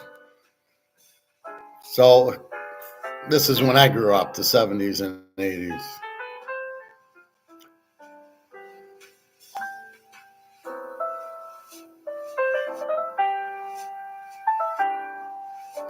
See, like they're shopping at Walmart, but we can still shop at Walmart.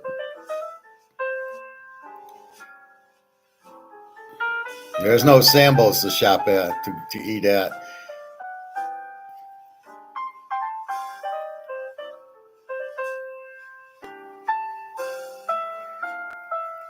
See, like here's 7-Eleven's still there, but and Miami Beach is still there, I assume.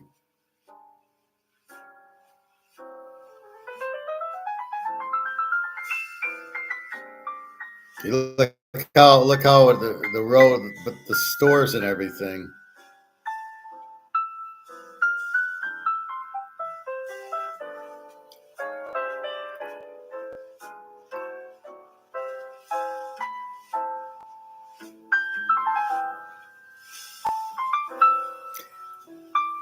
It was just so much more peaceful back then.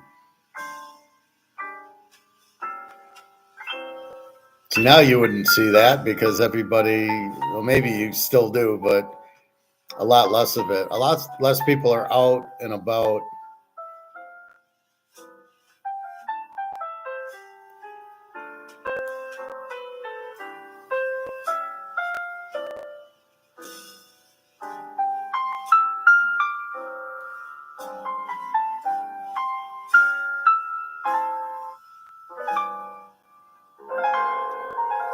Even the cars were nicer back then. Nobody's worried about electric cars.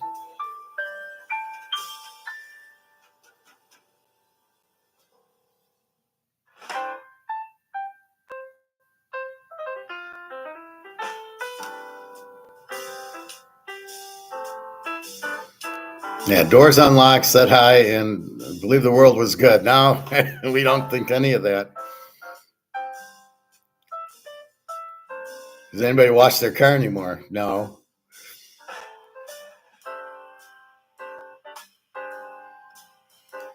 All right, see there, this is what I'm talking about. You're out walking.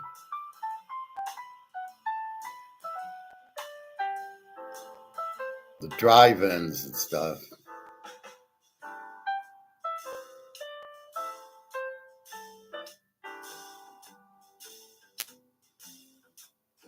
So I love those kind of videos, but the biggest thing I noticed is where people would go out and get together with their friends, people are staying in more. There's all these TV. So you're watching movies on Netflix and Tubi and these other stations. You're not going to the movies. You're not meeting your friends. You're texting your friends. You don't even talk anymore. You just text each other. You're not getting together. Is anybody getting together going to the beach now? I doubt it. You might go to the pool. Like I go to the pool to work out. That's when I get out. But a lot of the restaurants, I don't see like you did. Now, if you go out with the family, everybody's on the cell phone. And if you're at home, everybody's watching on their TV, different things. So everybody's independent. You're not going to the mall necessarily, like they show Walmarts and Kmarts and other A&P. They'll show people are going. You still have people going to the grocery store because you can't get away from it. But I don't know how many people actually go to the mall anymore. And I can't. I don't know if my mall's still open because what's happened is the internet's kind of killing a lot of it. That's, I think, the biggest change. You can go on Amazon and shop as opposed to going to the mall and shopping. Instead of going out to all these restaurants, you generally either carry out at McDonald's, or you used to, or I carry out at Chinese, or you're just, I don't know how many people are cooking at home, but you can do DoorDash, you can have the food delivered. So you're staying in more, you're being more isolated. So what they're doing is isolating everybody. You call your friends, go out, go to a game, go to the mall, go to a movie. I can't remember the last time I went to a movie theater. And I can't remember the last time you get together with your friends. I mean, sometimes I'd go play poker, and I knew some of the people because I played a lot of poker. Go to Caesar's Palace and watch the football game. It's $150 for a ticket. So you're not really doing that. So I just find everything's more. They're really just keeping you by yourself more, I believe. But it's never like that. That was all safe and peaceful, and now you don't have that at all. I wonder if there are any drive-ins still around. I doubt it. I see an A&W. I don't know if it's a drive-in or not. There's like one or two. There's a Big Boy that is, near the grocery store, but there's not a lot of Big Boys like there used to be. By me, it's replaced by these bar restaurants where it's a sports bar, but everything's really, it's even going to Red Robin. It's like a sports bar. It's $15 for a hamburger. I told Lisa, I'm not coming back here. There's nothing I want to get chicken. That's why I like the barbecue. The barbecue is better because I can get my half chicken with a salad or coleslaw and fries or potato and a garlic bread for $14. And McDonald's is pushing it right there, maybe $10, $11, or Big Boys is $17 for a hamburger and a salad bar. And then I buy so much salad here. I really don't like getting salad when I go out because I go, in hell, I got it. I mean, you go to a Coney, they want to charge you like $12, $13. Well, let's say like $11 for a salad. Oh, if you want chicken in it, it's another $3. And, I'm thinking, I go buy the red leaf lettuce and the cauliflower and the celery and the red peppers and the mushrooms and the broccoli. And I don't think it costs me $13, and I'm eating salad for a week.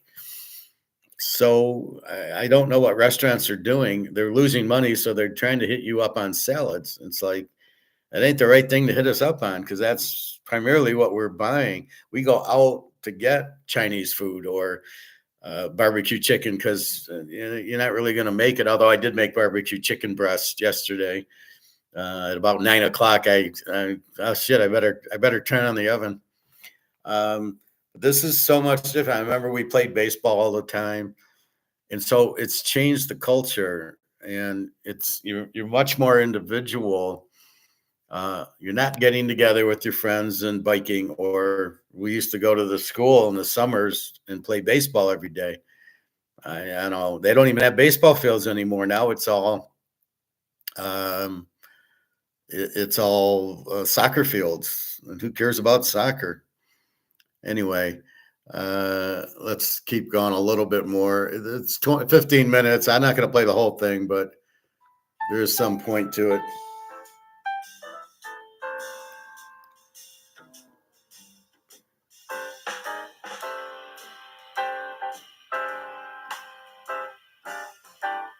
Effortless elegance, right from your closet. A chic neckline, touched with spark.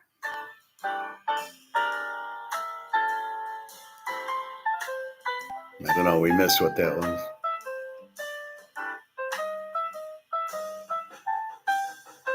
LAX. Yeah, you probably can't even park there now. But look at the cars.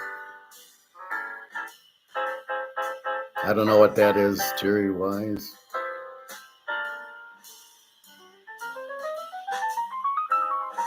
There we go. There's my Stardust.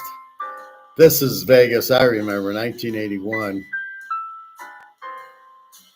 This was so much better then.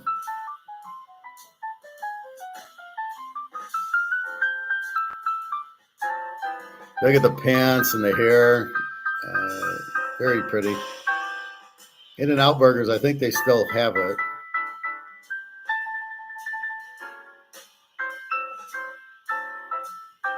Here's an IHOP. I mean, how often are you going to IHOP for pancakes, eggs, whatever? It sounds pretty good right now. Oh, look, the bus dropped them off. They actually are walking. Now the buses stop them, drop them off on the streets.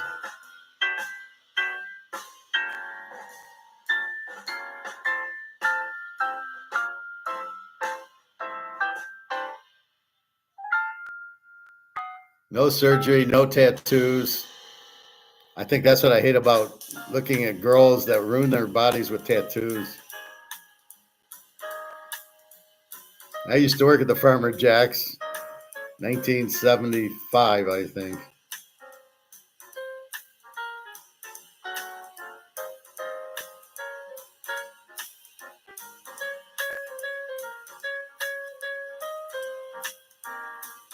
Gas lines, that was a joke. There was no shortage of gas. Yeah, that's how Vegas. Here you go. Here's some more. Here's the dunes before the Bellagio. Look at the cars and everything. San Francisco. People could actually walk there and there's no homeless.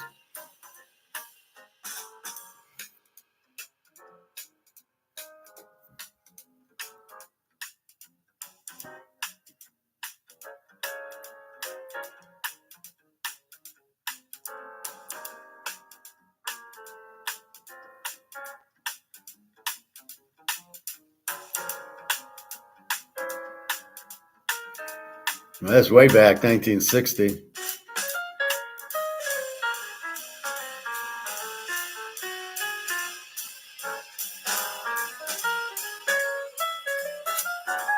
Burger King. Look at Burger King.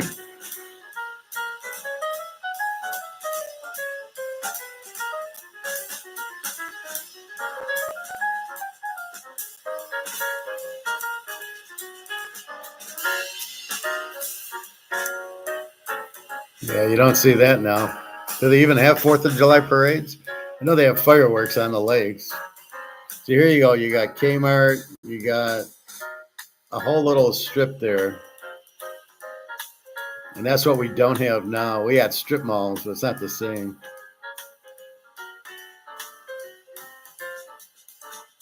See, people would get out and they'd walk and they'd shop.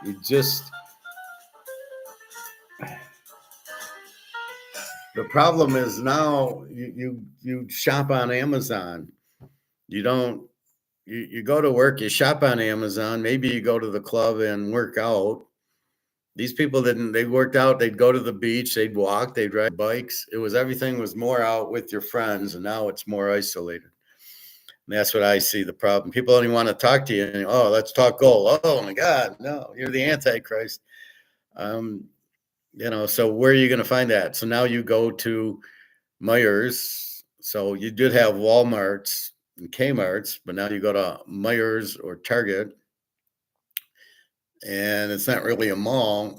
I know one mall around here, and that's it. I mean, it's crazy. The Costco's. So it's kind of been replaced by these big stores, but you drive there and you go and you drive home. And before you'd be out walking and you'd be at the beach. I don't know if people still do that anymore. Is it that dangerous to do it? Everybody's got their cell phones and and their laptops. So it's become more personal, more individual, which is okay at some point, but you still need to go, hey, let's go to dinner. I do that with Alyssa to get out where we'll go barbecue or something, but yeah, it's just not the same as it was. And it was just more friendly and more open. And now it's not very good, at least in my opinion.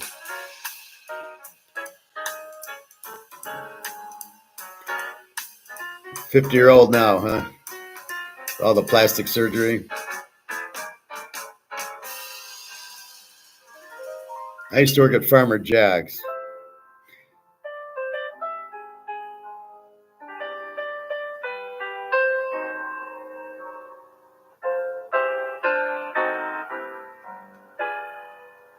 I'm surprised. Wow, she had the G string on in 1980.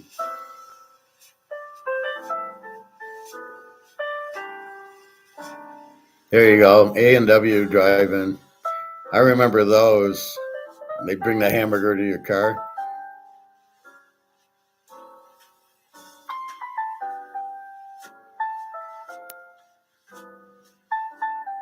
Like we know where Park Slope is.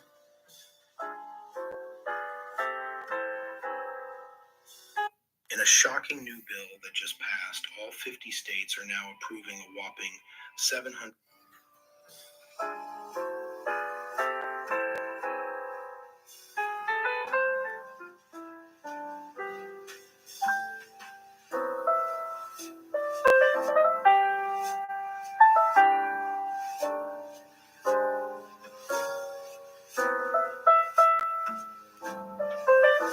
Burger Queen. What was that, an ice cream place?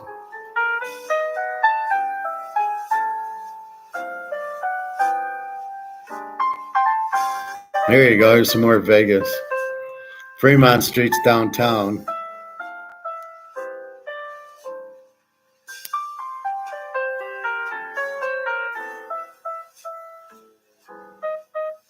Some more drive-ins.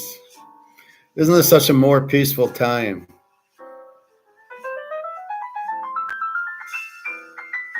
Now it's gone.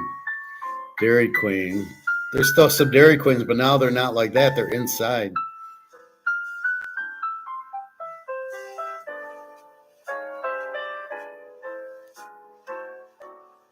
I don't know if this is still running. I would imagine so.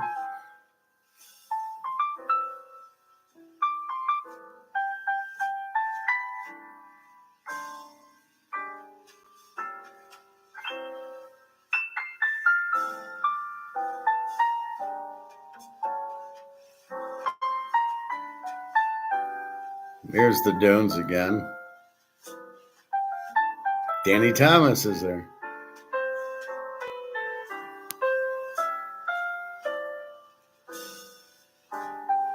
And Jerry Lewis at the Sands.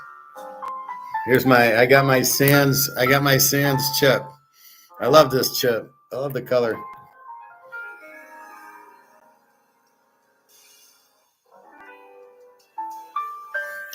Anyway, you get the idea. So this is just, things were more peaceful. Money was much better. Your money was actually worth a lot more. And so you'd go to the restaurants more. You'd go out, and really the cell phones changed it all, where even if you go out, everybody's on their cell phones. And it's really killing everything. And like I said, Amazon's killed the malls where you just shop online. There's too much done online that really kills the continuity of going out with your friends or going to, like I said, I haven't been to, I can't tell you. The last movie I went, I think I saw, was the Batman movie. That was what, 4 or 5 years ago. I don't even know where the movie theaters are now. And,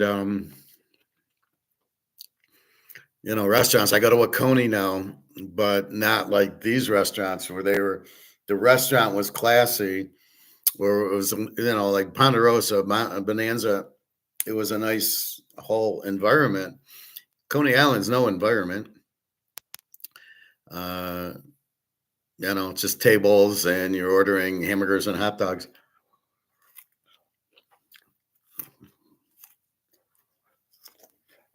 I don't even know if there is steak places anymore. I guess I'm going to meet Luke tomorrow. Will be at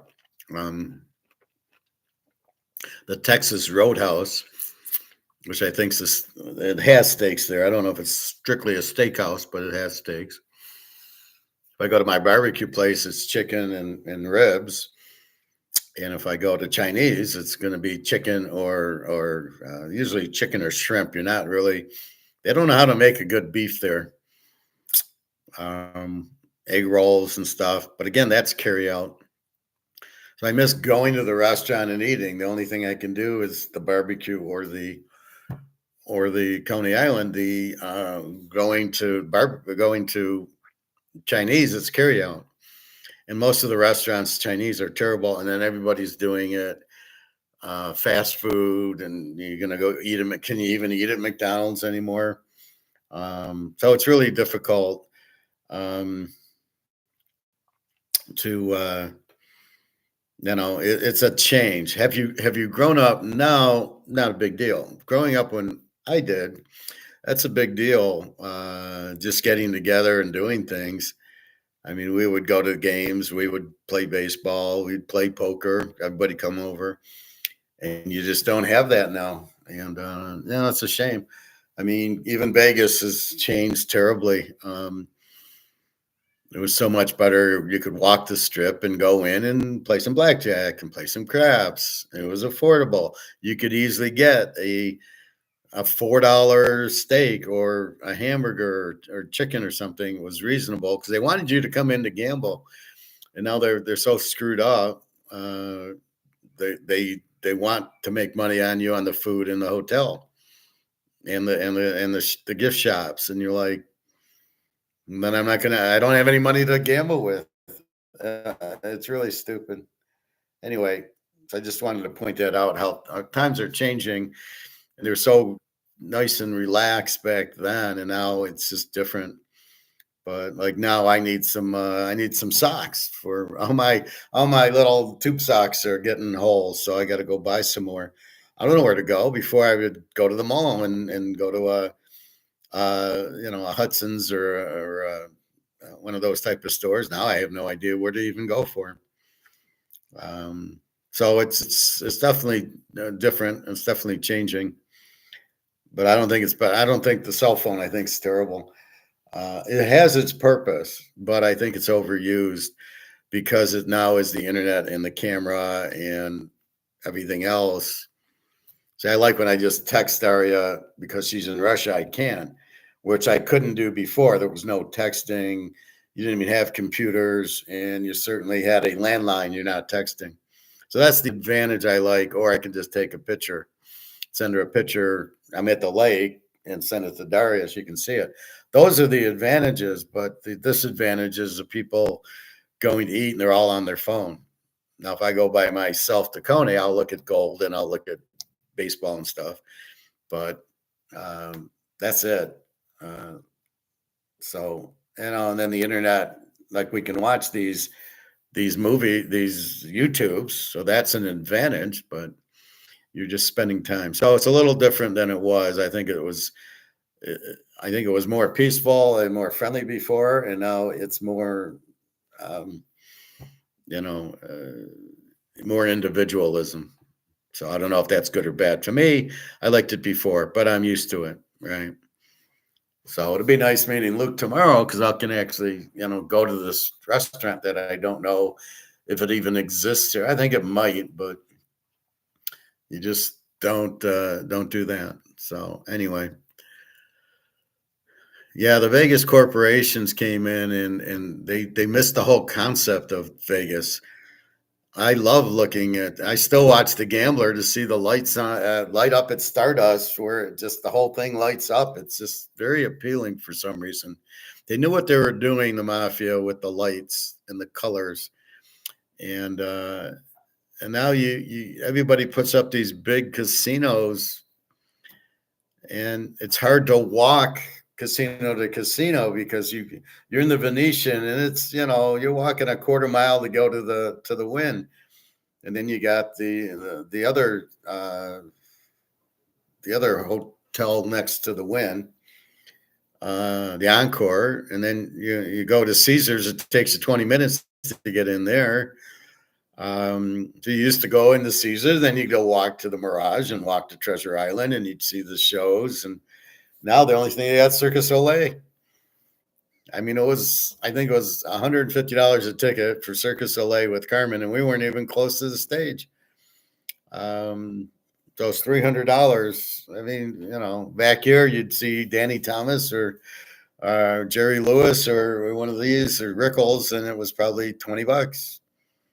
So Vegas is really hurting themselves because I want to go back to that, but it's gone, and but I'm not sure I like the new stuff. And so you've basically changed it, and I think that's the theory here. You've changed from the malls to going to Costco's or the restaurants, you've gotten rid of most of them for it's either McDonald's or it's a Coney Island. So it's very, very kind of weak. Again, if you're used to X and then you get Y, that's why I like football. I don't like the new rule with the kickoff. I think that's stupid. Why are you changing it? It's popular for a reason, and you're killing it. It's popular because of the kickoff returns and all the action, and you're taking the action out. Well, he might get hurt. It's football. They're all going to get hurt, you idiot. So I think, and then baseball, they start the guy at second base in the 10th inning. What is that? That's not baseball. So you're making changes because you're socialist, and you make changes to make changes, but they're not good changes. Are they adding value?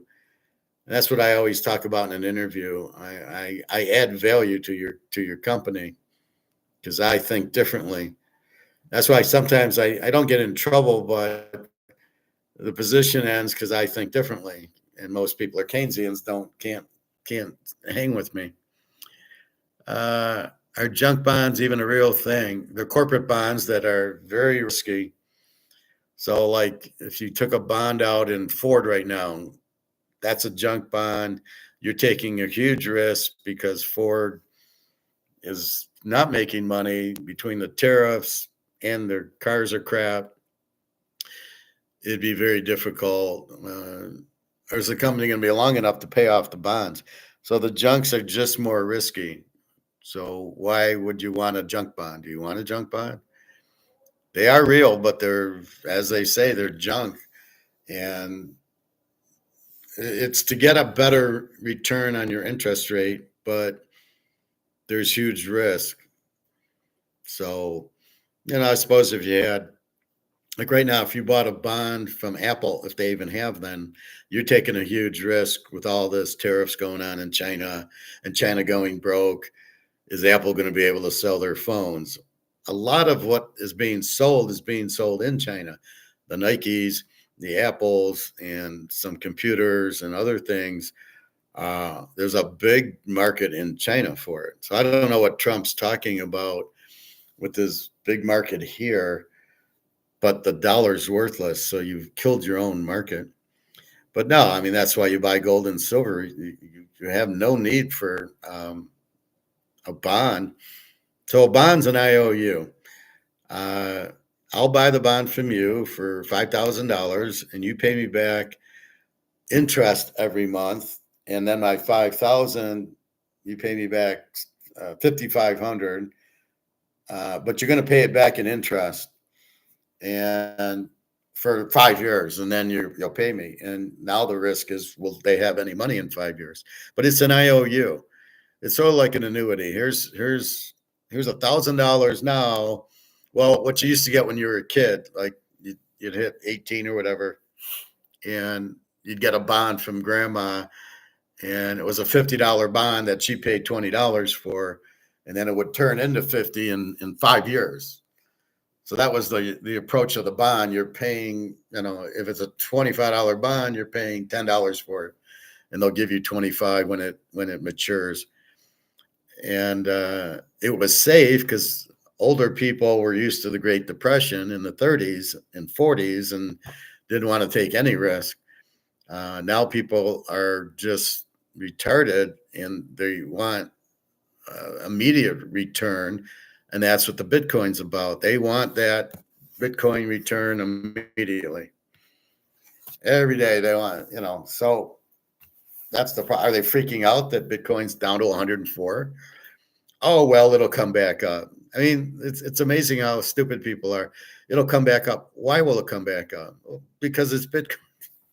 What does it look like? Well, I don't really know, and I can't show you one because they don't exist. But yeah, 104, that it'll go back up to 111. It's like, why? And people have no idea. This is how stupid people are. You should know what you're doing and why. You're going to say it's going to go up.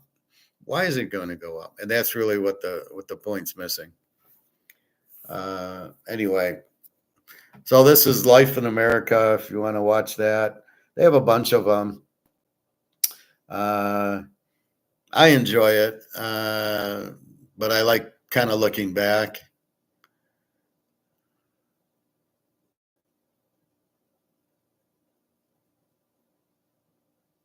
Here's another one. They like showing, well, the girls, and they like showing the cars. There's a lot of cars that what happened to them. Like, why aren't they now?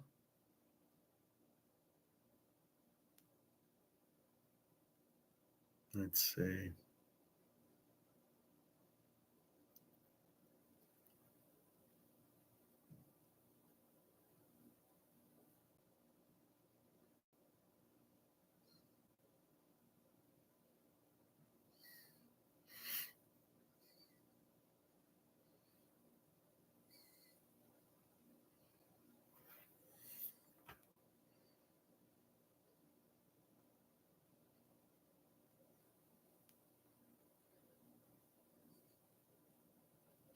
Anyway, so we got this Russian war. I think all they're doing is pissing. So they put these drones and trucks and I guess blew up some airplanes. And yeah, here we watch a few minutes of this. So it's this guy. He's like a, I think he's a colonel too. Please enjoy this time-delayed video depicting the removal and replacement of one of our roofing. Ukraine claims it destroyed Russian bombers worth billions of dollars in a large-scale drone assault on enemy soil as it geared up for talks with Moscow counterparts to explore prospects for a ceasefire. President Zelensky claimed that Ukraine's Operation Spider Web destroyed Russian bombers worth at least $7 billion in its most long-range operation of the war yet. Kiev claims that the deep strikes inside... Could you imagine this is World War II and they go to interview Hitler and, oh, Hitler destroyed Czechoslovakia worth so much money. Oh, Hitler stole all this gold from Czechoslovakia and Poland. I mean, this is, why did they put a dollar tag on this? Russian territory named Operation Spiderweb was planned for over a year. According to Ukraine's security service, SBU, the operation itself was personally overseen by President Zelensky and executed by SBU chief Vasyl Malyuk using FPV drones. According to reports quoting a Ukraine security official, the drones were hidden under the roofs of small wooden houses. These mobile homes were then transported to trucks on trucks. Once in place, the roofs were opened remotely, releasing a swarm of drones that struck the airfields simultaneously. An eyewitness video showed drones flying out of a truck parked near Russia's Belaya Air Base. Ukraine targeted strategic nuclear bombers in Belaya Air Base in Siberia, Ivanovo Air Base northeast of Moscow, and Dyagilevo base that is located south of Moscow, which also came under attack. A huge explosion also rocked the Russian Arctic city of Severomorsk, which is home to Russia's largest fleet of nuclear submarines. Ukraine also hit Olenya Guba naval base in Murmansk region. In its strikes, Ukraine claims to have struck Russia's strategic bomber fleet, A-50 early warning planes, Tu-95 strategic bombers, and Tu-22 M3 long-range attack aircraft. According to Ukraine, Russia's multiple nuclear bombers were rendered useless, and 41 aircraft were damaged or destroyed, reports say at the Olenya but we can't believe near the this. Arctic Circle. Drones were launched directly from a truck parked at a gas station. Russia's defense ministry confirmed on Telegram that several of its military aircraft caught fire, adding that there were no casualties and that several... The Bryansk region bordering Ukraine on Saturday, derailing a passenger train heading to Moscow and killing 7 people. A separate rail bridge in the neighboring Kursk region was blown up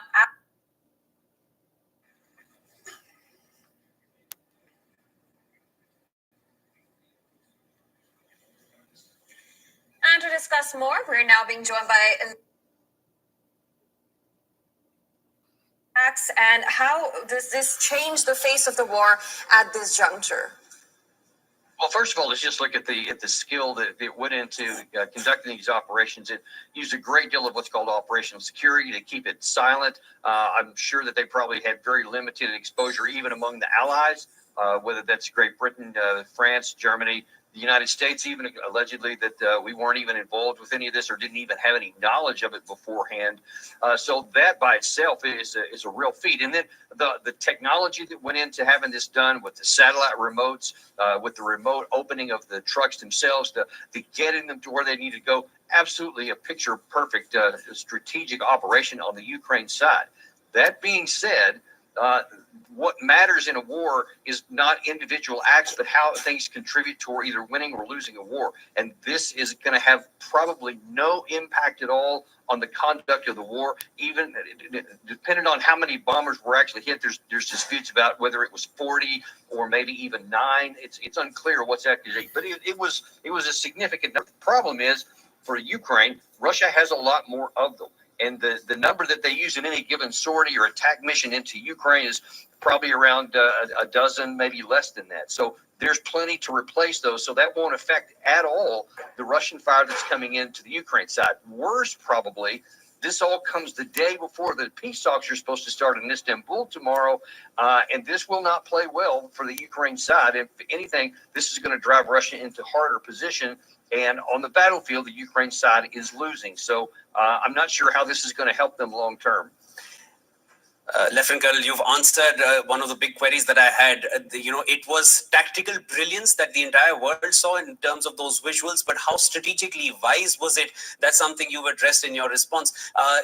Going into the talks into Istanbul, do you feel that Ukraine is taking the right approach to bring Russia to the negotiating table at this point? Because if history tells us anything, this will only hamper any kind of peace talks which were perhaps on the horizon in Istanbul. Introducing our cutting-edge Smart Zoom reading glasses, co-developed by NASA engineers. Horizon in Istanbul.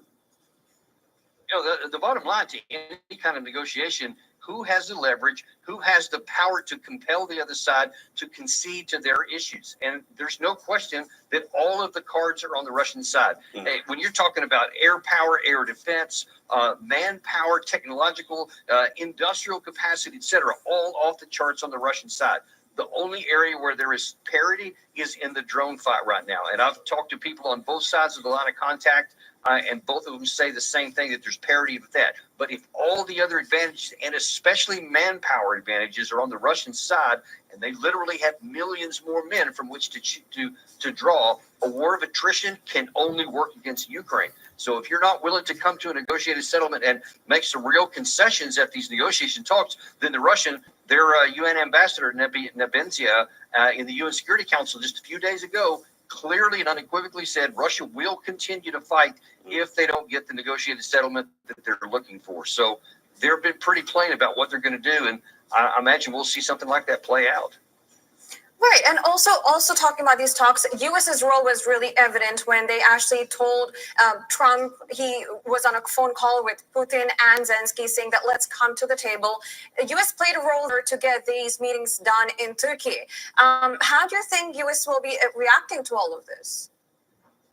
Well, that's the million-dollar question, frankly, because you had the United States from about the middle of April on talking about how that we could be days away from walking if the two sides don't come together. And the two sides definitely have not come together. They're talking, and that's an important step. You can't have any negotiations if you're not at least talking. So there was benefit of that. But especially with these memorandums that the two sides, these deal sheets they're both supposed to give to each other in Istanbul tomorrow, according to the Associated Press, the deal that the Ukraine side is offering is so far off of any terms that the Russians could accept that it's pretty clear that the two sides are moving further apart. They're not moving closer together. This war is going on until Zelensky's done. Zelensky doesn't want it to end because he'll lose power. And he's got all this money, so he just wants to play dictator, I guess. Martial law there. It's crazy. I don't know how Jenna lives there. But anyways, so you're going to have peace talks, and then you invade them with drones. Like, what is that? See, now in American news, they'll probably say, look what Ukraine did. Oh, my, aren't they great? But in reality, as he said, it's a minor thing. So they have plenty of planes, and of course, Ukraine's going to say we hit 100 of them, and in reality, it could have been 5.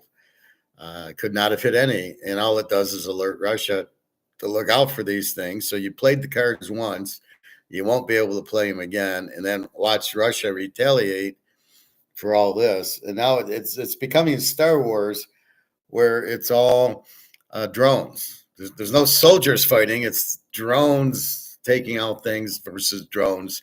Russia drone Kiev, and now Ukraine drone whatever. How ingenious. We'll put them in trucks, and then we'll open the lids, and then we'll have them go. I mean, it's I watched 24. Jack Bauer couldn't make it and miss. Come on. Anyway, that's about it. Let's check our gold. So you got wars going on. You got BRICS and everybody getting away from the dollar. You got gold. Let's see where gold's at right now.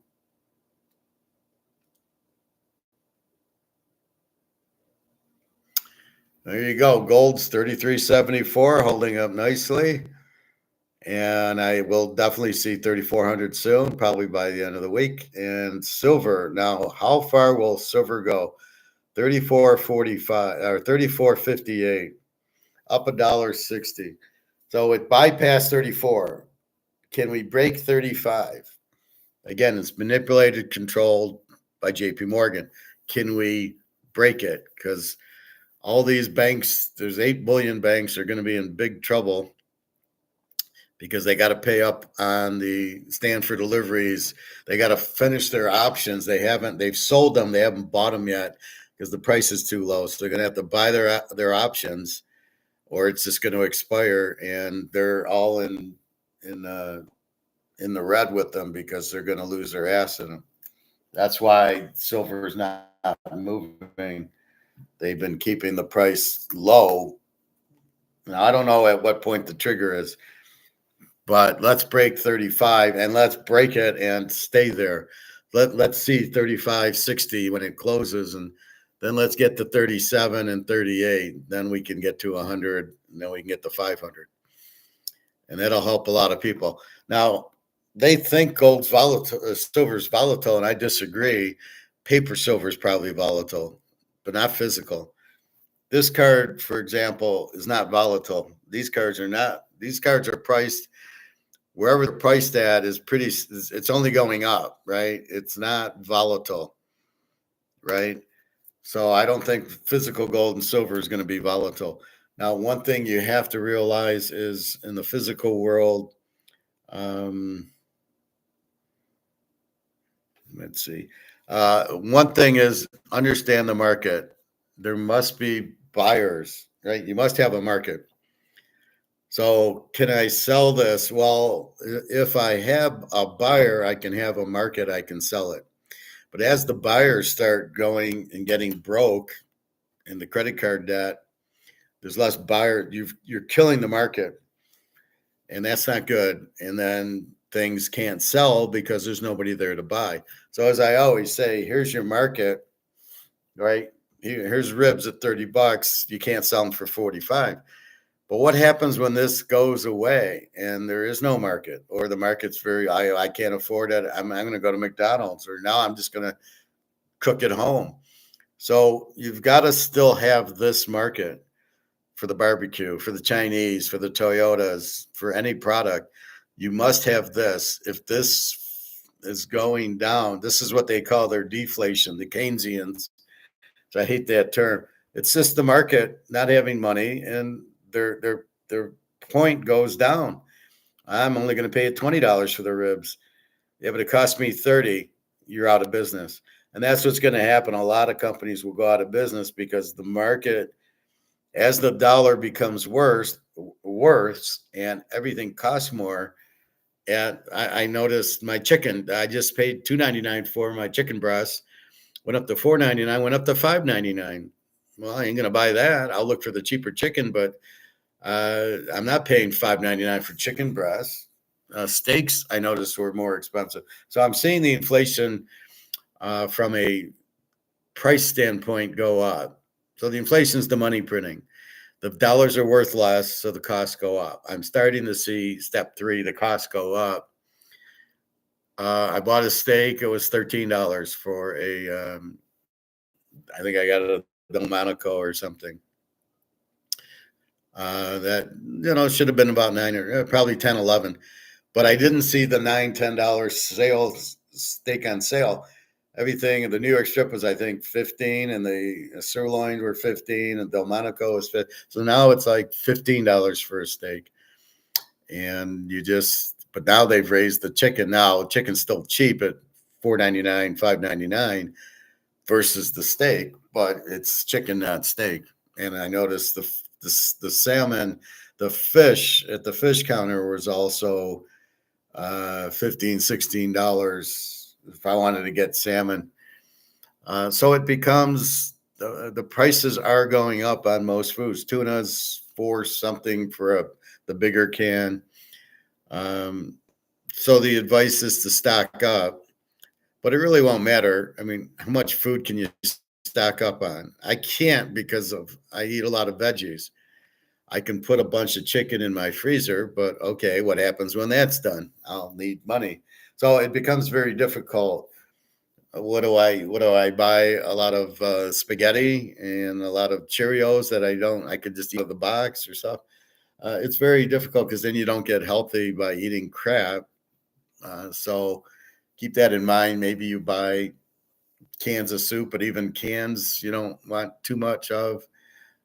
Tuna, how much can you eat? So yeah, you got to stack up, but it's getting more expensive. But you're not getting more money. And then when the government lies to you about, well, inflation's 2%, we're only going to raise unemployment 2%.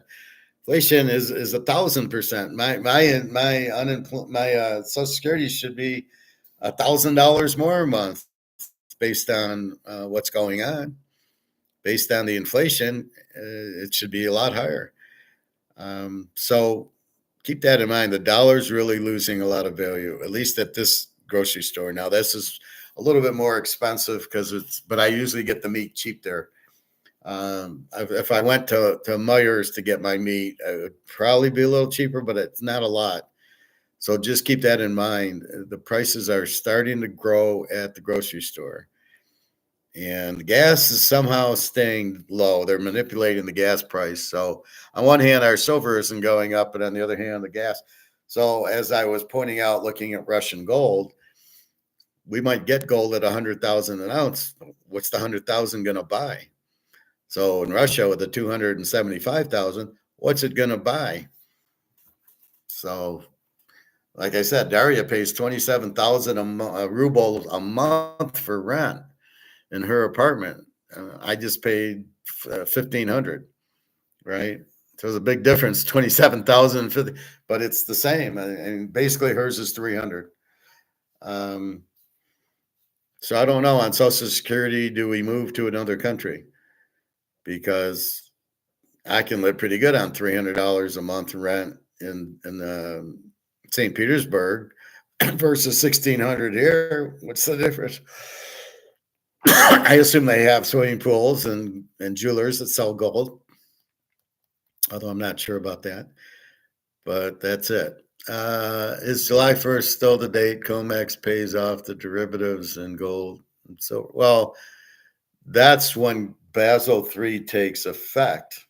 And as far as I know, that not necessarily COMEX pays off the derivatives on gold and silver. I'm not saying that. I'm saying is Basel III takes effect where they have to cover them. So what was that? Some voicemail. When I block a number, the call doesn't come through, so I know it's a scam. But yeah, I mean, what'll happen is, okay, now you have to cover. So if I ask for delivery of gold or silver on my options, you have to cover it. That's what Basel III means. That's why gold's so expensive now. And then this is for the U.S. So there was a Europe part, an EU, a UK part, and now it's the America's turn. So this is stage 3. but we have to, and there's really no way around. They can't just say, "Oh, we're not going to do it," and they can't do the same thing with the debt. You owe 37 trillion. You can't just, well, we're not going to pay it. So don't pay your mortgage on your house. See what happens. Oh, you lose your house. Don't pay your credit card. See what happens. Yeah, you can't. They'll cancel all your cards, and then you're fucked. So understand that they have to do that. So we should start seeing, I don't know if it'll be July 1st, but it'll definitely happen and it'll definitely help. We'll keep an eye on it the last week, but I think that's what you're seeing here at silver at 34.55. They realize they're going to have to cover July 1st. So they're buying silver up now and gold at 33.75. I think we'll see 3,500 soon. I think by July 1st, we might be 3,600 because I think by this weekend we'll be 3,400. There's no more shorting. They got to cover. People will take delivery. They have to pay them. So you're going to see a lot less shorts. Anyway, yeah. So July 1st is just simply you have to cover options that they ask for delivery on. So I buy the gold option. I want delivery. I want the gold. And that hasn't been there. It's just starting. And it's not there with silver. So that'll start July 1st. So that's what I'm saying. Buy it by July 1st. I don't know the exact time it'll, will it happen July 1st, silver goes up, or that starts the chain and maybe it takes a week or two. But I want to have it. If you're thinking of buying it, I would buy it before July 1st. I'll probably buy another 10 ounces next week and go from there. Anyway, I think that's about it. So again, gold 33.74, silver 34.55. Let's keep an eye on silver. Is it making its move? It will make the move once we kill COMEX. Is that going to be now to prepare for July 1st, or will that be on and around July 1st? This we got to see. Anyway, I think that's about it. I'm going to have some lunch and I'm going to go swim. Tomorrow, I'll probably do this and then go swim and then go drive to Toledo to meet Luke. He says about little round 6-ish. So, I'll do to my normal swim and then just drive there from swim. And we'll see. Anyway, that's about it. Have a good day. Not a lot in baseball. Again, the play, Miami, Cincinnati over 9, Boston, the White Sox over 8, 49ers are 7.5, Minnesota under 9, and the Dodgers over 8.5. The 49ers and Dodgers are the 2-star. Yeah, I can't believe I'm taking the White Sox over 8. They must really have some shit pitching in that series. Oh, no, I think it's the Tigers. So I assume the Tigers will score 6 or 7 runs tonight, and maybe Chicago gets a few. You should do a live feed from Toledo. Why? I mean, it doesn't really matter. I'm in my house, or I've done it from Italy, and Italy makes sense because I'm doing I'm showing the nice environment there. But I'll just be in a hotel there. I think I have done it from Cincinnati when I was there.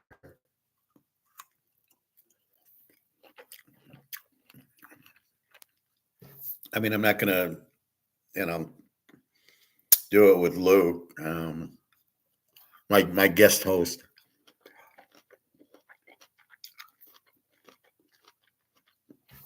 Well, I don't know. I would if there's value added, but I don't. I'll just do it here in the morning. I think is fine. Any else? Questions, comments? What's going on in Canada? You guys broke yet? Costs going up? Go to your grocery store. Expensive. Your gas. What's happening, Prophet? Any news on your gold bars? You're getting your gold bars in? Do you have a date yet?